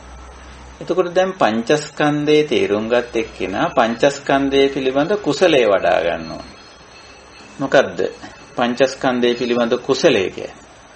එක පැත්තකින් පංචස්කන්ධයේ යථා ස්වභාව අවබෝධ කර ගැනීම ඒක කුසලයක්. යථා භූත ඥාන දර්ශන. මේක මෙහිම දෙයක්. මේ රූපස්කන්ධය මෙහිම එකක්. වේදනා ස්කන්ධය කියන්නේ මෙහිම දෙයක්. සංඥා ස්කන්ධය කියන්නේ මෙහිම දෙයක්. මේවා ඇති වෙන්නේ, පවතින්නේ, අවසන් වෙන්නේ මේ විදිහට කියලා තේරුම් ගන්න. මේවා අනිත්‍ය බව, මේවා අනාත්ම බව, මේවා විපරිණාමයටපත් වෙන දේවල් බව, ඇති වුණා වගේම නැති වෙලා යන බව හොඳට අවබෝධ කරගන්න. ඒක පඤ්ඤා. ඊට පස්සේ සීල සමාධි දෙක මොකද්ද? පංචස්කන්ධ ගැන. ඉතින් අපි පංචස්කන්ධය ඉතින් හසුරවනවානේ. ඉතින් ඒක Tamanට අනුන්ට අයහපතක් නොවන විදිහට පංචස්කන්ධය හසුරවන. ඒක තමයි සීලය. ඊට පස්සේ පංචස්කන්ධය පිළිබඳ අපේ හැඟීම් තියෙනවානේ. ඒ හැඟීම් යහපත් කර ගැනීම සමාධිය. ඉතින් අර පංචස්කන්ධය තේරුම්ගෙන විතරක් මදි. පංචස්කන්ධය අපි ඒ ගැන කතා කරනකොට පංචස්කන්ධයේ ඇසුරෙන් ක්‍රියාත්මක වෙනකොට ස්කන්ධය ගොඩ නැගෙනකොට, ස්කන්ධය ගෙවිලා යනකොට, ස්කන්ධය පවතිනකොට ඒවා පිළිබඳව අපේ චර්යාව, කතා බහ, හැසිරීම මේවයි වෙනසක් තියෙනවා. දැන් රූපස්කන්ධය පිළිබඳ අවස්ථාවේදී මම ඔක මුගක් කතා කරලා තියෙන. ඒ වගේම සතිපට්ඨාන භාවනා දේශන මාලාවේ සතිමත් බව වැඩිම කියන එකේ කායානුපස්සනාවේදීත් අපි ඕක කතා කරා. ওই කායේ කායානුපස්සී විහෙරති ආතාපි සම්පජානෝ සතිමා විනේය ලෝකේ අභිජ්ජා දෝමනස්සං කියලා අන්නේ කියන්නේ ඒක තමයි. රූපස්කන්ධයේ කටයුතු කරන්න පුළුවන් ඇලෙන්නේ ගැටෙන්නේ මුලා වෙන්නේ නැතුව. රූපස්කන්ධයක් තියෙනවා. ඒක මතුවටත් යම් තාක් කාලයක් පවතී. ඒකේ යථා ස්වභාවය අවබෝධ කරගත්ත එක්කෙනාට ඒකත් එක්ක කටයුතු කරන්න පුළුවන් ඇලෙන්නේ ගැටෙන්නේ මුලා වෙන්නේ නැතුව. ඒක තමයි කමඨහන. ඒක තමයි ස්කන්ධ භාවනාව. ඉතින් එහෙම කටයුතු කරන්න පුරුදු වුණු වෙනවා අපි. ඊළඟට වේදනා ස්කන්ධයක් තියෙනවා. වේදනා එක ඇලෙන්නේ ගැටෙන්නේ මුලා වෙන්නේ නැහැ. සුඛ වේදනාවට ඇලෙන්නේ, දුක් වේදනාව එක ගැටෙන්නේ, අදුක්ඛම සුඛ වේදනාව මුලා වෙන්නේ. නමුත් ওই තුනම එක කටයුතු කරනවා. ඇලෙන්නේ ගැටෙන්නේ මුලා වෙන්නේ නැතු. ඒක තමයි භාවනාව. සංඥා ස්කන්ධයට ගියා. සංඥා ස්කන්ධය කියලා එකක් තියෙනවා. මේ ඔක්කොම මතක සටහන් ටික තියෙන මේ මතක පොදියේ. ඉතින් ඕකේ නොඑක් දේවල් මතක තියෙනවා. ඉතින් අපිට පුළුවන් ওই මතක පොදිය ගැන උපේක්ෂා වෙන්න. උපේක්ෂා වෙලා මේ මතක පොදිය පවත්වාගෙන යන්න පුළුවන් අපිට ඇලෙන්නේ ගැටෙන්නේ මුලා වෙන්නේ නැතු. ඒක තමයි කුසල. ඒක තමයි භාවනාව. ඒකට හුරු පුරුදු වෙන්න. එතකොට තමයි දුක්ඛ නිරෝධයක් වෙන්නේ. එහෙම නැතුව ඔය මතක තියෙන දේවල් වලට ඇලෙනවා නම්, ගැටෙනවා නම්, මුලා වෙනවා නම්, නැවත නැවත මතක් කර කර දුක් වෙනවා නම්, කනගාටු වෙනවා නම්, තරහ ගන්නවා නම්, නැවත නැවත මතක් කර කර මතක් වෙන වාරයක් පාසා ඉරිසියා කරනවා. ඉතින් එතකොට ස්කන්ධ භාවනාවට ඇවිල්ලා නැහැ. ස්කන්ධ භාවනාවට ඇවිල්ලා නැහැ. ස්කන්ධ භාවනාවේදී අපි පුරුදු පුහුණු වෙන්නේ ස්කන්ධයේ තේරුම් ගැනීම. ස්කන්ධේ නොඇලී නොගැටි නොමුලාව ස්කන්ධේ පවත්වාගෙන යන. ඉතින් මරණය දක්වා අපි පවත්වනවානේ. ඒකයි ස්වභාවය. ඉතින් එතෙන්ට આવොත් අපි ආර්ය රහතන් වහන්සේලාගේ මට්ටමට එනවා. ඉතින් ඒගොල්ලොත් ස්කන්ධ පවත්වනවා. ඉතින් රහතන් වහන්සේලාට මොකෝ ඔක්කොම අමතක වෙච්ච අය. බුදුරජාන් වහන්සේට සියල්ල අමතක වෙච්ච කෙනෙක්ද?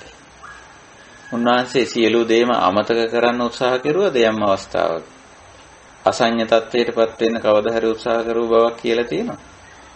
නැත්නම් විසඤ්ඤ වෙන්න, අසඤ්ඤී වෙන්න කොහේ හරි එහෙම අනුශාසනාවක් කරලා තියෙනවද? Taman එහෙම උත්සාහ කරුවා කියලා තියෙනවද? එහෙම එකක් නැහැ. සංඤීච පනස්ස සංඥාවක් නිතරම තියෙනවා. හැබැයි දැන් තියෙන්නේ කුසල සංඥා ටිකක්. ඒක නිසා මේ සංඥා ස්කන්ධේ බරක් නැහැ. ඔන්න ඔතෙන්ට එන්නයි අපි උත්සාහ කරන්නේ. මේ ස්කන්ධ ගැන කතා කරන්නේ ඔතෙන්ට. හොඳයි මම ඔතකින් අද සූත්‍රය ඇසුරෙන් කරන සාකච්ඡාව අර භික්ෂුව ඇහුවනේ. කිත්තාවතාපන බන්තේ කන්දානං කන්දාදි වචනං හෝති කියලා. කොපමණකින් අපිට මේ ස්කන්ධයන් ගැන ප්‍රඥප්තියක් සම්මුතියක් කතා බහ කිරීමක් කරන්න පුළුවන්ද? ස්කන්ධයක් කියලා කොහොමද අපි මේක පනවන්නේ කියලා. ඉතින් බුදුරජාණන් වහන්සේ ඔය 11 ආකාරයකින් ඕක කිව්වා. කියලා ඉතින් මෙතන සඳහන් වෙලා නැතත් වෙනත් තැන්වල මේ කමඨහන් කොටස උන්වහන්සේ දේශනා කරලා තියෙනවා. මහා පොන්නම සූත්‍රයක සඳහන් වෙලා නැති වෙන්න පුළුවන්. ඔය විදිහට දේශනා කරලා සංඥා ස්කන්ධය ගැන කියලා මේක ඊළඟට අහනවා නිච්ඡං වා අනිච්ඡං වා. නිට්ටයද අනිත්‍යද? ඉතින් අනිච්ඡං යම්පන අනිච්ඡං යමක් අනිත්‍යද කල්ලනොතං සමනුපස්සතුම් හේතම් මම ඒසෝ හමස්මි ඒසෝ මේ අත්තාති. අන්න එහෙම ගන්න පුළුවන්ද කියලා. නොහේතං එහෙම ගන්න බෑ. ඉතින් සුඛං වා දුක්ඛං වා මේ සැපයක්ද දුකද? ඉතින් දුක්ඛං එක්තරා දුෂ්කරතාවයක් තියෙන සංඥා ස්කන්ධේ. ඇයි? අපිට ඕන සමහර දේවල් අමතක කරන්නත් බෑ. නේ? එතකොට ඒක යම්කිසි දුෂ්කරතාවයක් තියෙන ස්වභාවික දුෂ්කරතාවයක් තියෙන. අපි ඔකට කියන්නේ දුක්ඛ කියලා. අපිට ඕන මේකේ තියෙන සමහර දේවල් අමතක කරගන්න අමතක වෙනවනේ. නමුත් අමතක කරන්න බෑ. මතක් වෙන. යම්කිසි සියුම් දුෂ්කරතාවයක් තියෙන. දැන් භාවනා කරනකොට බලන්නකො. දැන් අපිට භාවනා යෝගීන් හැටියට භාවනා කරන්න වාඩි වුණාම ඔන්න ඕන් නැතිව මතක් වෙනවනේ. දැන් කමඨහන මතක් කරගෙන වාඩි වෙනවා අපි භාවනා කරලා. ඉතින් දැන් ඒ කමඨහන හිත තියන් ඉන්නකොට ඔන්න වෙන ඒවා මතක් වෙනවා. ඒ කොහෙන්ද ආවේ? සංඥා ස්කන්ධේ. සංඥා ස්කන්ධේ. එතකොට යම්කිසි දුෂ්කරතාවයකට අපිපත් වෙනව නේද? එහෙනම් මේකේ තියෙන දුක්ඛයක් යම්කිසි දුෂ්කරතාවයක් තියෙනවා. සමහර විට අපිට ඕන කරන මතක නැහැ දැන් ගෙවිලා හරියට මතක නැහැ. හරියට මතක නැහැ. ධර්ම කාරණයක් එකපාරට හරියට මතක් වෙන්නේ නැහැ. එහෙම නැත්නම් කාගේ හරි යම්කිසි කාරණයක් දුරකථන අංකයක් කියමු සරල දෙයක්. එකපාරට මතක් වෙන්නේ නැහැ. ඉතින් ඔන්න එතන හරි අපහසුතාවයකටපත් වෙනවා. අප්පා මේක අමතකයිනේ. මතක් වෙන්නේ නැහැ කියලා. එතකොට බලන්න අර සංඥා ස්කන්ධය අපිට ඕන හැටියට අපි කැමති විදිහටම පවත්වන්න බෑනේ. එහෙම පවත්වන්න පුළුවන් නම් අර භාවනා කරන වෙලාවේ වෙන මොකෝත් හිතට එන්න බෑ. සංඥා ස්කන්ධයේ තියෙන කිසිම දෙයක් මතුවලා ඉන්න එපා. ඒවා යට වෙලා තියාගන්න. කියලා අපිට ඕන හැටියට කරන්න පුළුවන් ඉන්නේ එහෙම බෑ. ඉතින් අපි එහෙම මතුවලා ආපුවම එතෙන්දී උපේක්ෂා වෙනවනේ. භාවනා කර කර ඉන්නකොට වෙන දෙයක් මතක් වෙනවා. මතක් වුණාම උපේක්ෂා වෙනවා. එහෙම තමයි සංඥා ස්කන්ධේ හැටි. ස්කන්ධේ තියෙනකන් ඕව මතුවලා එනවා කියන්නේ. ඊළඟට මොකක් කරේ අමතක වෙච්ච වෙලාවක ඒක ගැන දුක් වෙන්නෙත් නෑ ඉතින්. ඔහොම තමයි ඉතින් සංඥා වය වෙනවා. සමුදය ධම්මානුපස්සීවා ධම්මේසු විහෙරති. වය ධම්මානුපස්සීවා ධම්මේසු විහෙරති. අපි ධම්මානුපස්සනාවේදී ඒක පුරුදු වුණා. ධර්මතාව දැන් මේක සංඥාවක් ධර්මතාවයක් නේ නාම ධර්මයක් නේ. ඉතින් ඒකත් අපි පුරුදු වෙලා තියෙන්නේ දැන් වය වෙනවා කියන. ඉතින් වය වෙලා දැන් වැය වෙලා ගිහිල්ලා තියෙන්නේ. ක්ෂය වෙලා. ගෙවිලා. දැන් ඒක ගැන අපි උපේක්ෂයි. මේකයි ස්වභාවය. ඉතින් ඔන්න ඔය විදිහට මොකද වෙන්නේ කියලා බැලුවොත් ඔය ස්වභාවය. ඕක තමයි தත්ත්වය. ඕක තමයි ඇත්ත. ඉතින් දැන් ඔන්න අපිට පුළුවන්කම තියෙනවා අපි සංඥා ස්කන්ධය ගැන සෑහෙන දේවල් කතා බහ කරා. සංඥා ස්කන්ධයේ තේරුම් ගත්තා, සංඥාව තේරුම් ගත්තා, සංඥාවෙන් සංඥා ස්කන්ධය හැදෙන ආකාරය තේරුම් ගත්තා. ඒ අනිත්‍ය අනාත්ම බව තේරුම් ගත්තා. දැන් අපිට මේ සියල්ලට උපේක්ෂා වෙලා කුසල සංඥා තේරුම් ගත්තා. එතකොට අපිට පුළුවන්කම තියෙනවා මේකෙන් මිදිලා කියන්නේ නිරෝධයටපත් වෙලා ඉන්න පුළුවන්කම තියෙනවා. ඒකයි අවශ්‍ය කරන්නේ. හොඳයි. මම ඔතකින් මගේ සාකච්ඡා කොටස නිමා කරලා වෙනදා වගේ අපි ධම් සභාවේ ඉන්න කල්යාණ මිත්‍රයන්ට ආරාධනා කරමු. මොන හරි අපහැදිලි දේ ප්‍රශ්න ගැටළු ආදී වශයෙන් යමක් ඉදිරිපත් කරන්න තියෙනවා නම් එහෙම නැත්නම් තවදුරටත් කරුණු එකතු කිරීමක් පැහැදිලි කිරීමක් වගේ දේවල් තියෙනවා නම් ඒ විදිහටත් ධම් සභාවට එකතු වෙන්න කියලා ධර්ම සාකච්ඡාවට එකතු වෙන්න කියලා අපි ආරාධනා කරමු. තෙරුවන් සරණයි අවසරයි සම්මාස. තෙරුවන් සරණයි. පොඩි වචන දෙක තුනක් පැහැදිලි කරගන්න ස්වාමීන් වහන්සේ. දැන් මේ සූත්‍රයේ තිබ්බ තව සූත්‍ර කීපයක් තියෙනවා මේකේ අර පාලි වචන නිකන් කඩලා ගන්න තේරෙන්නේ නැහැ සිංහල පරිවර්තනයත් එච්චර පැහැදිලිමද මම උදාහරණයක් කිව්වොත් ස්වාමීන් වහන්සේ සබ්බම් වික්කවේ අනිච්ඡං යද නිච්ඡං තං දුක්ඛං දුක්ඛං අදනත්තා යද නත්තා තං නේතමම නේසෝ හමස්මි නමේසෝ අත්තාති. එතන ස්වාමීන් වහන්සේ යද නිච්ඡං මේ පදේ කොහොමද හැදෙන්නේ? යං අනිච්ඡං කියන පද දෙක සංදි වුණාම යද නිච්ඡං කියලා හැදෙන්නේ. බිඳුවට දයන්න එන මොනවාද නීතියක් තියෙන පාලි භාෂාවේ.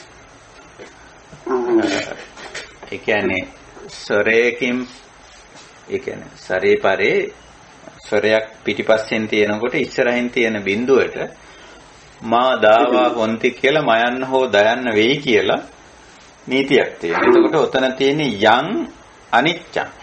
යං කියන තැන බිඳුව අනිච්චං කියනකොට අයන්නනේ තියෙන්නේ. එතකොට තියෙන ස්වරයක් තියෙනවා.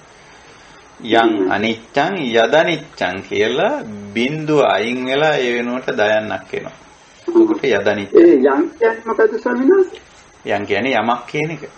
යම් දෙයක් යමක් අනිත්‍යද යං අනිච්චං යදනිච්චං තන් දුක්ඛං එය ඒ වෙනස් වීම නිසා එක්තරා අපි දුෂ්කරතාවයකටපත් වෙනවා. යං අනිච්චං තන් දුක්ඛං යදනිච්චං තන් දුක්ඛං. තන් දුක්ඛ. තන් කියන්නේ ඒ නේද ස්වාමීන් වහන්සේ? ඒ කියන්නේ ඇත්තටම ඒ ස්වභාවය අර අනිත්‍ය ස්වභාවය උතන ඇත්තටම කියන්නේ ඒ දෙය ගැන නෙමෙයි කියන්නේ. යං අනිච්චං යමක් වෙනස් වෙනවද යන්නේ වෙනස් වීම අපිට දුෂ්කරතාවයක් මතු කරනවා. තන් එය කිව්වේ යන්නේ වෙනස් වෙන ස්වභාවය. යදනිච්චං තන් දුක්ඛං. ඒකයි අපි ඕකේදී අර සාමාන්‍යයෙන් විග්‍රහ කරන්නේ අර ඒ දෙය කිව්වම අර වෙනස් වෙච්ච දෙය කියලා ගන්නේ දෙය නෙමෙයි ඇත්තටම. දැන් මම උදාහරණයක් කියන්නම්කෝ. දැන් ඔන්න ඇස ගත්තොත් අපි ඇස මේ අනිත්‍යයි වෙනස් වෙනවනේ. ඒක විපරිණාමයටපත් වෙනවා. එතකොට දැන් මොකද වෙන්නේ? මේ විපරිණාමය වීම නිසා නැත්තම් අනිත්‍යතාවයටපත් වුණාම බලබලා ඉඳපු අපිට බලා ගන්න බැරි වෙච්ච නිසා බැරි වීම නිසා අපි යම්කිසි දුෂ්කරතාවයකටපත් වෙනවා. යං අනිච්චං තන් දුක්ඛං. එතකොට මෙතන ඇහැ කියලා අපි ගන්නට ඇත්ත වශයෙන්ම මේ වෙනස් වීම තමයි අපිට දුෂ්කරතාවය ඇති කළේ. අර වෙනස් නොවී තිබ්බනම් මේ දුෂ්කරතාවය ඇති වෙන්නේ නැහැ. එතකොට යං අනිච්චං තන් දුක්ඛං කියලා කිව්වේ අපි ඕක සාමාන්‍යයෙන් කියන්නේ ඇහැ අනිත්‍ය නිසා ඇහැ දුකයි කියන්නේ. ඇහැ අනිත්‍ය නිසා ඇහැ දුකයි නෙමෙයි. අනිත්‍යතාවය තමයි එතන යම් කියලා කිව්වේ. ඒ අනිත්‍යතාවයේ නිසා අපිට දුෂ්කරතාවයක් ආවා. ඒකනේ අනිත් පැත්තට ඕක නිත්‍ය කරගන්න හිතන්නේ. නිත්‍ය කරගන්න උත්සාහ කරන්නේ. වෙනස් නොවී තියාගන්න ඕන කියන අදහසට එන්නේ ඔය අවිද්‍යාව තියෙන තැන ඒකයි. යං අනිච්චං තන් දුක්ඛං. යං යදනිච්චං කියලා කිව්වේ ඒකයි. යං අනිච්චං යදනිච්චං. යදනිච්චං. එතකොට ස්වාමීන් වහන්සේ ඔය තදනත්ත කියන්නේ එතකොට තන් අනත්ත කියන්නේ. ඔව් එතනත් ඒ සංදියම තමයි. පද සංදි වීම ඒ විදිහටමයි. හරි. පැහැදිලි ස්වාමීන් වහන්සේ ඔබ වහන්සේගේ දෙපා වන්දනා කරමින් මේ කුසල් පුණ්‍ය අනුමෝදන් කරමු. තෙරුවන් සරණයි. තෙරුවන් සරණයි. අවසරයි ස්වාමීන් වහන්සේ. ඔව්. තෙරුවන් සරණයි. අද දේශනාවේ මුල් කොටසේ සමාජයට දැක්වෙන පැහැදිලි කරගන්නයි මේ ප්‍රශ්න අහන්නේ. ඔබ වහන්සේ සඳහන් කරාර කලලයක් වර්ධනය වෙලා දරුවෙක් බිහිවුණාට පස්සේ ඒ ඉන්ද්‍රියන් මෙරුවහම සංඥා අප්‍රියව තිබිලා ක්‍රියාත්මක වෙනවා කියන විදිහේ තේරුමක් තමයි මට තේරෙන්නේ. ඔව්. ඒන් අදහස් කරන්නේ ඇත්තටම ස්වාමීන් වහන්සේ කල අවස්ථාවේ යම් කිසි සංඥා අනුසේ වශයෙන් හරි තියනවා කියන එකද ඒකම දැන් අර දෙමාපියන්ගෙන් ඇති වුණ රූප කොටසකට නාම කොටස් එකතු වෙනවා කියන්නේ ඇත්තට මේ සංඥාවන් වශයෙන් එකතු වීමක් කියන එක ටිකක් පැහැදිලි කරන්න තමයි ප්‍රශ්නේ අහන්නේ. ඒක මම ඒක තේරුම් ගත්තද කියන එක හරිද? ඔව්. පැහැදිලි. එතන ඇත්ත වශයෙන්ම මේ දැන් අපි පස්සට සාකච්ඡාවේ දෙවෙනි කොටසේ අපි කතා කරුවානේ රූප බලලා රූප සංඥා, ශබ්ද අහලා ශබ්ද සංඥා, මතක පොදියක් තියාගෙන ඉන්නවා කියලා. ඔව්. එතකොට අතන මව් කුසේ කලල අවස්ථාවේ තියෙන එහෙම මතක තබාගෙන ඉන්න දේවල් ටිකක් තියෙනවා නෙමෙයි. යමක් සංජානනය කර ගැනීමේ මූලික හැකියාව, මූලික හැකියාව එතන තියෙනවා. ඒ කියන්නේ ඇබිලිටි එක තියෙනවා එතන. නමුත් ඒක ක්‍රියාත්මක වෙන්නේ නැහැ. ක්‍රියාත්මක දැන් හැකියාවක් තිබ්බත් ඒක ක්‍රියාත්මක වෙන්න අනිකුත් දේවල් කිට්ටු වෙන්න ඕනනේ, සම්බන්ධ වෙන්න ඕනනේ. ඔව්. ඉතින් ඒක සම්බන්ධ වෙනකන් අර සංඥා හැකියාව ක්‍රියාත්මක වෙන්නේ නැහැ. ඒකට අවශ්‍යයි ඇහක් රූපයක් ඕන, කනක් ශබ්දයක් ඕන. ඉතින් ඇහක් සකස් වෙන්න එපා. දැන් කලල අවස්ථාවේ මව්පිය දෙන්නාගෙන් ලැබෙන ඒ ඩිම්බානු ශුක්‍රාණු වල ඇහක් නැහැනේ. කනක් නැහැනේ, නාසයක් නැහැනේ, දිවක් නැහැනේ, කයක් නැහැනේ. ඒ දෙක මව් කුසේදී හමු වෙලා ඒකට අවශ්‍ය ප්‍රත්‍ය යෙදිලා ටික වර්ධනය වෙනකොට ඔන්න එතන ඇහක් හැදෙනවා. කනක් හැදෙනවා, නාසයක් හැදෙනවා, දිවක් හැදෙනවා, කයක් හැදෙනවා. ඔන්න ඒ ටික හැදෙනකොට ඒක යම් තැනකදී ඉන්ද්‍රියානම් පරිපාකෝ කියන தත්වයක් දහමේ පෙන්නනවා. ඉන්ද්‍රිය පරිපාකය කියලා தත්වයක්. ඉන්ද්‍රිය පරිපාක අවස්ථාව කියලා කියන්නේ දැන් ඇහැට ඇහින් රූපයක් බලන්න සුදුසු මට්ටමට ඇහැ වර්ධනය වෙලා කියන එක. කනින් ශබ්දයක් අහන්න සුදුසු මට්ටමට වර්ධනය වෙලා කියන එක.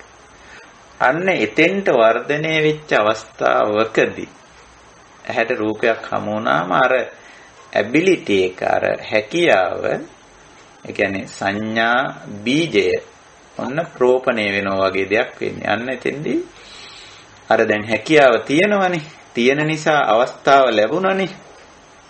හැකියාව තියෙන එක්කෙනාට අවස්ථාව ලැබෙනකන් එයා ක්‍රියාත්මක වෙන්නේ නැහනේ. හැකියාව තියෙනවා. නමුත් අවස්ථාව ලැබුණ ගමන් ක්‍රියාත්මක වෙනවනේ. අන්න ඒ වගේ දෙයක් අර සංඥාව ක්‍රියාත්මක වෙන අවස්ථාව. එහෙම නැතුව අර මව් කුසේ ඉඳිද්දී මේ සංඥා අනුසේ වශයෙන් තියාගෙන ඉන්නව නෙමෙයි. දැකලා මොන හරි මතක තියාගෙන ඉන්නවා. අහලා මතක තියාගෙන ඉන්නවා, විඳලා මතක තියාගෙන ඉන්නවා නෙමෙයි. ඒ අනුසේ වශයෙන් තිබීමක් එතන නැහැ. එතන තියෙන්නේ සංඥා මාත්‍ර තියෙන්නේ, සංඥා බීජ තියෙන්නේ. අපි අනුසේ කරගන්නේ ඇත්තටම මේ අපි දැකලා විඥානයේ ක්‍රියාත්මක වෙලා ඊට පස්සේ වෙන් කරලා අඳුනගෙන ඊට පස්සේ මතක තියාගන්න. දැන් මම ඕකට තව සරල උදාහරණයක් කියන්නම්. දැන් කලලයා තමන්ගේ අම්මා ගැන මොන හරි අදහසක් තියනවද මව් කුසේදී? නැහැ. දැන් මව් කුසේ ඉන්නේ.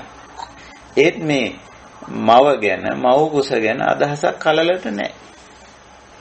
හැබැයි එයා යම් දවසක මව් කුසෙන් එළියට ඇවිල්ලා අම්මා දකිනවා. දකින්නත් කලින් එයා ඉතින් ඇහින් දැකලා මව අඳුන ගන්න. ස්පර්ශයෙන් අඳුන ගන්නවා මව. දැන් ඔන්න පොට්ටබ්බ සංඥාව එයාට ඇති වෙනවා. මව පිළිබඳ ස්පර්ශ සංඥාවක් කලලයා කියන්නේ එතකොට ලදරුවට ඇති වෙනවා. එතකොට දැන් එයා ඔන්න එතෙන්දී මව අනුසය කරගන්න. අනුසය කරගන්නවා කියලා කියන්නේ මව ස්පර්ශ වෙලා ඒ ස්පර්ශයේ විඳලා ස්පර්ශයේ මතක තියන් ඉන්න. දැන් ලදරුවා. ඒකනේ ලදරුවා වෙන කෙනෙක් වඩාගත්ත ගමන් අඬන්නේ. අම්මා වඩාගත්ත ගමන් ආපහු නිශ්ශබ්ද වෙනවා. ඒ මොකද එයා මවගේ මව පිළිබඳ පොට්ටබ්බ සංඥාව දැන් එයා තියෙනවා. ඒක විඳලා එයා කැමති ඒකට අර වෙන කෙනෙක් වඩාගත්ත ගමන් අඬනවා. ඒ ස්පර්ශය නෙමෙයි දැන් එයා අකමැති ස්පර්ශයක් හම්බ වුණේ. ආපහු මව වඩාගත්ත ගමන් ආපහු මෙයා නිශ්ශබ්ද වෙනවා. දැන් ඔන්න පොට්ටබ්බ සංඥාවක් අනුසය වෙලා තියෙන්නේ ලදරුවගේ. හැබැයි මව් කුසේ ඉන්න කාලේ එහෙම අනුසයක් නැහැ. මව පිළිබඳ හැඟීම හැඟීමක් නැත්තේ. එහෙම මව ස්පර්ශ වෙලා නැහැ එතකොට. ස්පර්ශ ඒක සකස් වෙන්න ඕනේ නේද? ඔව්. ඒ ටික අවශ්‍ය දේ ටික සකස් වෙන්න ඕනේ එතන. ඒක නිසා මව් කුසේ නැත්තම් අර කලල අවස්ථාවේ සංඥා අනුසයක් ගැන අපිට කතා කරන්න බෑ. සංඥා මාත්‍රයක් විතරයි තියෙන්නේ. සංඥා බීජයක් විතරයි තියෙන්නේ. පැහැදිලි සාහිණාස තෙරුවන් සරණයි. හොඳයි අපිට වෙනත් කතා බහ කළ යුතු දේ නැමැති නම් අපිට දහම් හමුව නිමා කරන්නත් පුළුවන්. අද 15 වෙනිදා නැවත අපි හිට නෙමෙයි අනිද්දාවේ අපිට මුණ ගැහිලා නැවත දහම් හමුව පවත්වන්න පුළුවන්කම තියෙනවා. 17 වෙනිදා සෙනසුරාදා අපි ඒක සටහන් කරලා තියන්න. එතකොට දැන් අපි මේ ඇතිතතු දැකීම යථාභූත ඥාන දර්ශන කියන තේමාව තියාගෙන මේ දිනවල අපි මහා පුන්නම සූත්‍රයේ ඉදිරියෙන් තියාගෙන කරගෙන යන මේ ධම් සාකච්ඡාවෙන් අපි බලාපොරොත්තු වෙන්නේ පංච උපාදානස්කන්ධ පිළිබඳ අවබෝධය ඇති කර ගැනීම. ඉතින් පංච උපාදානස්කන්ධ කිව්වම එතන අදහස් කරන්නේ පංචස්කන්ධය ක්‍රියාත්මක වීම නිසා නාම රූප ක්‍රියාත්මක වීම නිසා ඇතිවෙන වේදනා සංඥා රූප වේදනා සංඥා මේවාට ඇලීම ගැටීම මුලාව අපි ඔය තුන මේ වෙනකොට කතා බහ කරලා තියෙන රූප වේදනා සංඥා කියන තුනම මේවා පිළිබඳ වැරදි වැටහීම අවිද්‍යාව වැරදි හැඟීම් තණ්හා අන්න ඒවා තමයි උපාදාන බවට පත් වෙන්නේ. දැඩි බන්ධනයක් බවට පත් වෙන්නේ වැරදි හැඟීමක් තමයි දැඩි බැඳීමක් පැත්තට යන්නේ නේ. වැරදි වැටහීමක් තමයි තද බැඳීමක් බවට පරිවර්තනය. අවිද්‍යාව තණ්හා දෙක තමයි උපාදාන බවට පත් වෙන්නේ. එතකොට එතන උපාදානය දුකක් වෙන එක වළක්වා ගැනීම තමයි අපි මේ කරන්නේ. ඉතින් මේ අවබෝධය තුළ අපිට පුළුවන්කම තියෙනවා පංචස්කන්ධ තිබුණත් පංච උපාදානස්කන්ධ තිබුණත් එහිලා චන්දරාග නැත්නම් අවිද්‍යාව තණ්හා ඇති කරගන්න නැතුව කටයුතු කරන්න පුළුවන්. අන්න ඒක තමයි දක්ෂතාවය. ඒක තමයි කුසලතාවය. ඒ විදිහට කටයුතු කරන්න පුහුණු වීම තමයි භාවනාව. මොකද අපි මේ පංචස්කන්ධ නැත්නම් පංච උපාදානස්කන්ධ කියන ඒවා පරිහරණය වෙනවා හැමතිස්සෙම. ඒක පරිහරණය නොවන අවස්ථාවක් වුණොත් සමහර විට ගැඹුරු නින්දෙදි වෙන්න පුළුවන්. ඒ අවස්ථාව ඇරුණකොට අනිත් හැම වෙලාවකම මේ නාම රූප ධර්ම ක්‍රියාත්මකයි, ආයතන ක්‍රියාත්මකයි, ස්කන්ධ සකස් වෙලා තියෙන්නේ. එතකොට පංච උපාදානස්කන්ධය ක්‍රියාත්මකයි. ඉතින් ඒ ක්‍රියාත්මක වෙලාවේ සිහිනුවන උපද්දගෙන තියෙන්න ඕන අපි මේ පංච උපාදානස්කන්ධේ ක්‍රියාත්මක ස්වභාවය ගැන. ඉතින් අපිට පුළුවන් ඒකට අවිද්‍යාව තණ්හා ඇති කරගන්න නැතුව කටයුතු කරන්න. ඒක තමයි ඉතින් දක්ෂතාවය. ඒක තමයි කුසලතාවය. හොඳයි. ওই විදිහට අපි කටයුතු කරමු. මේ අවබෝධය අපිට එතකොට උපාදාන නිරෝධයට උපකාරී වෙනවා. පංචස්කන්ධය නාම රූපයේ සලආයතනේ පංච උපාදානස්කන්ධය පිළිබඳ අවබෝධය උපාදාන නිරෝධයට උපකාර වෙනවා. උපකාර කරගත යුතුයි. ඒක තමයි මේ කුසලයේ වඩා ගන්නවා කියලා කියන්නේ. හොඳයි. එහෙමනම් ඔය උපමනකින් අද දහම් හමුව අපි නිමා කරමු. ඉතින් වෙනදා වගේම මේ දහම් හමුවට අන්තර්ජාලය ඔස්සේ ස්කයිප් මාධ්‍යයේ අපේ සුපුරුදු කල්යාණ මිත්‍ර පිරිස මුණ ගැහුණා, හමු වුණා, සහභාගී වුණා. ඒ වගේම කරුණු කාරණා හොඳින් වටහා ගත්තා. අපැහැදිලි දේ අපි පැහැදිලි කරගත්තා. ඉතින් එහෙමනම් මේ අවබෝධය අපි හොඳට තව තහවුරු කරගමු. හොඳින් චින්තාමය වශයෙන් හොඳට හිතලා බලලා භාවනාමය වශයෙන් අත්දැකීමට හසු කරගෙන මේ අවබෝධය නැත්තම් දැනුම අත්දැකීමක් බවට පත් කරගමු. දැකීම අත්දැකීමක් කරගමු. එතකොට අපේ පෞරුෂය වෙනස් වෙනවා. අපි මේ පංචස්කන්ධයත් එක්ක කටයුතු කරන ආකාරය, හිතන ආකාරය, කතා බහ කරන ආකාරය සම්පූර්ණ වෙනස් වෙනවා. ඒ වෙනස තමයි නිබ්බාන නිවීම සැනසීම කියලා කියන්නේ. එහෙමනම් ඒ නිවීම, ඒ සැනසීම මේ ජීවිතයේදීම සාක්ෂාත් කරගන්නට අපි හැම දිනාටම ශක්තිය, ධෛර්යය, වාසනාව උදා වේවා කියන උතුම් අදිෂ්ඨානයෙන් අදත් සදහම් හමුව නිමා කරනවා. හැම දිනාටම තෙරුවන් සරණයි. සාදු සාදු තෙරුවන් සරණයි. තෙරුවන් සරණයි. සරණයි ස්වාමීන් වහන්සේ.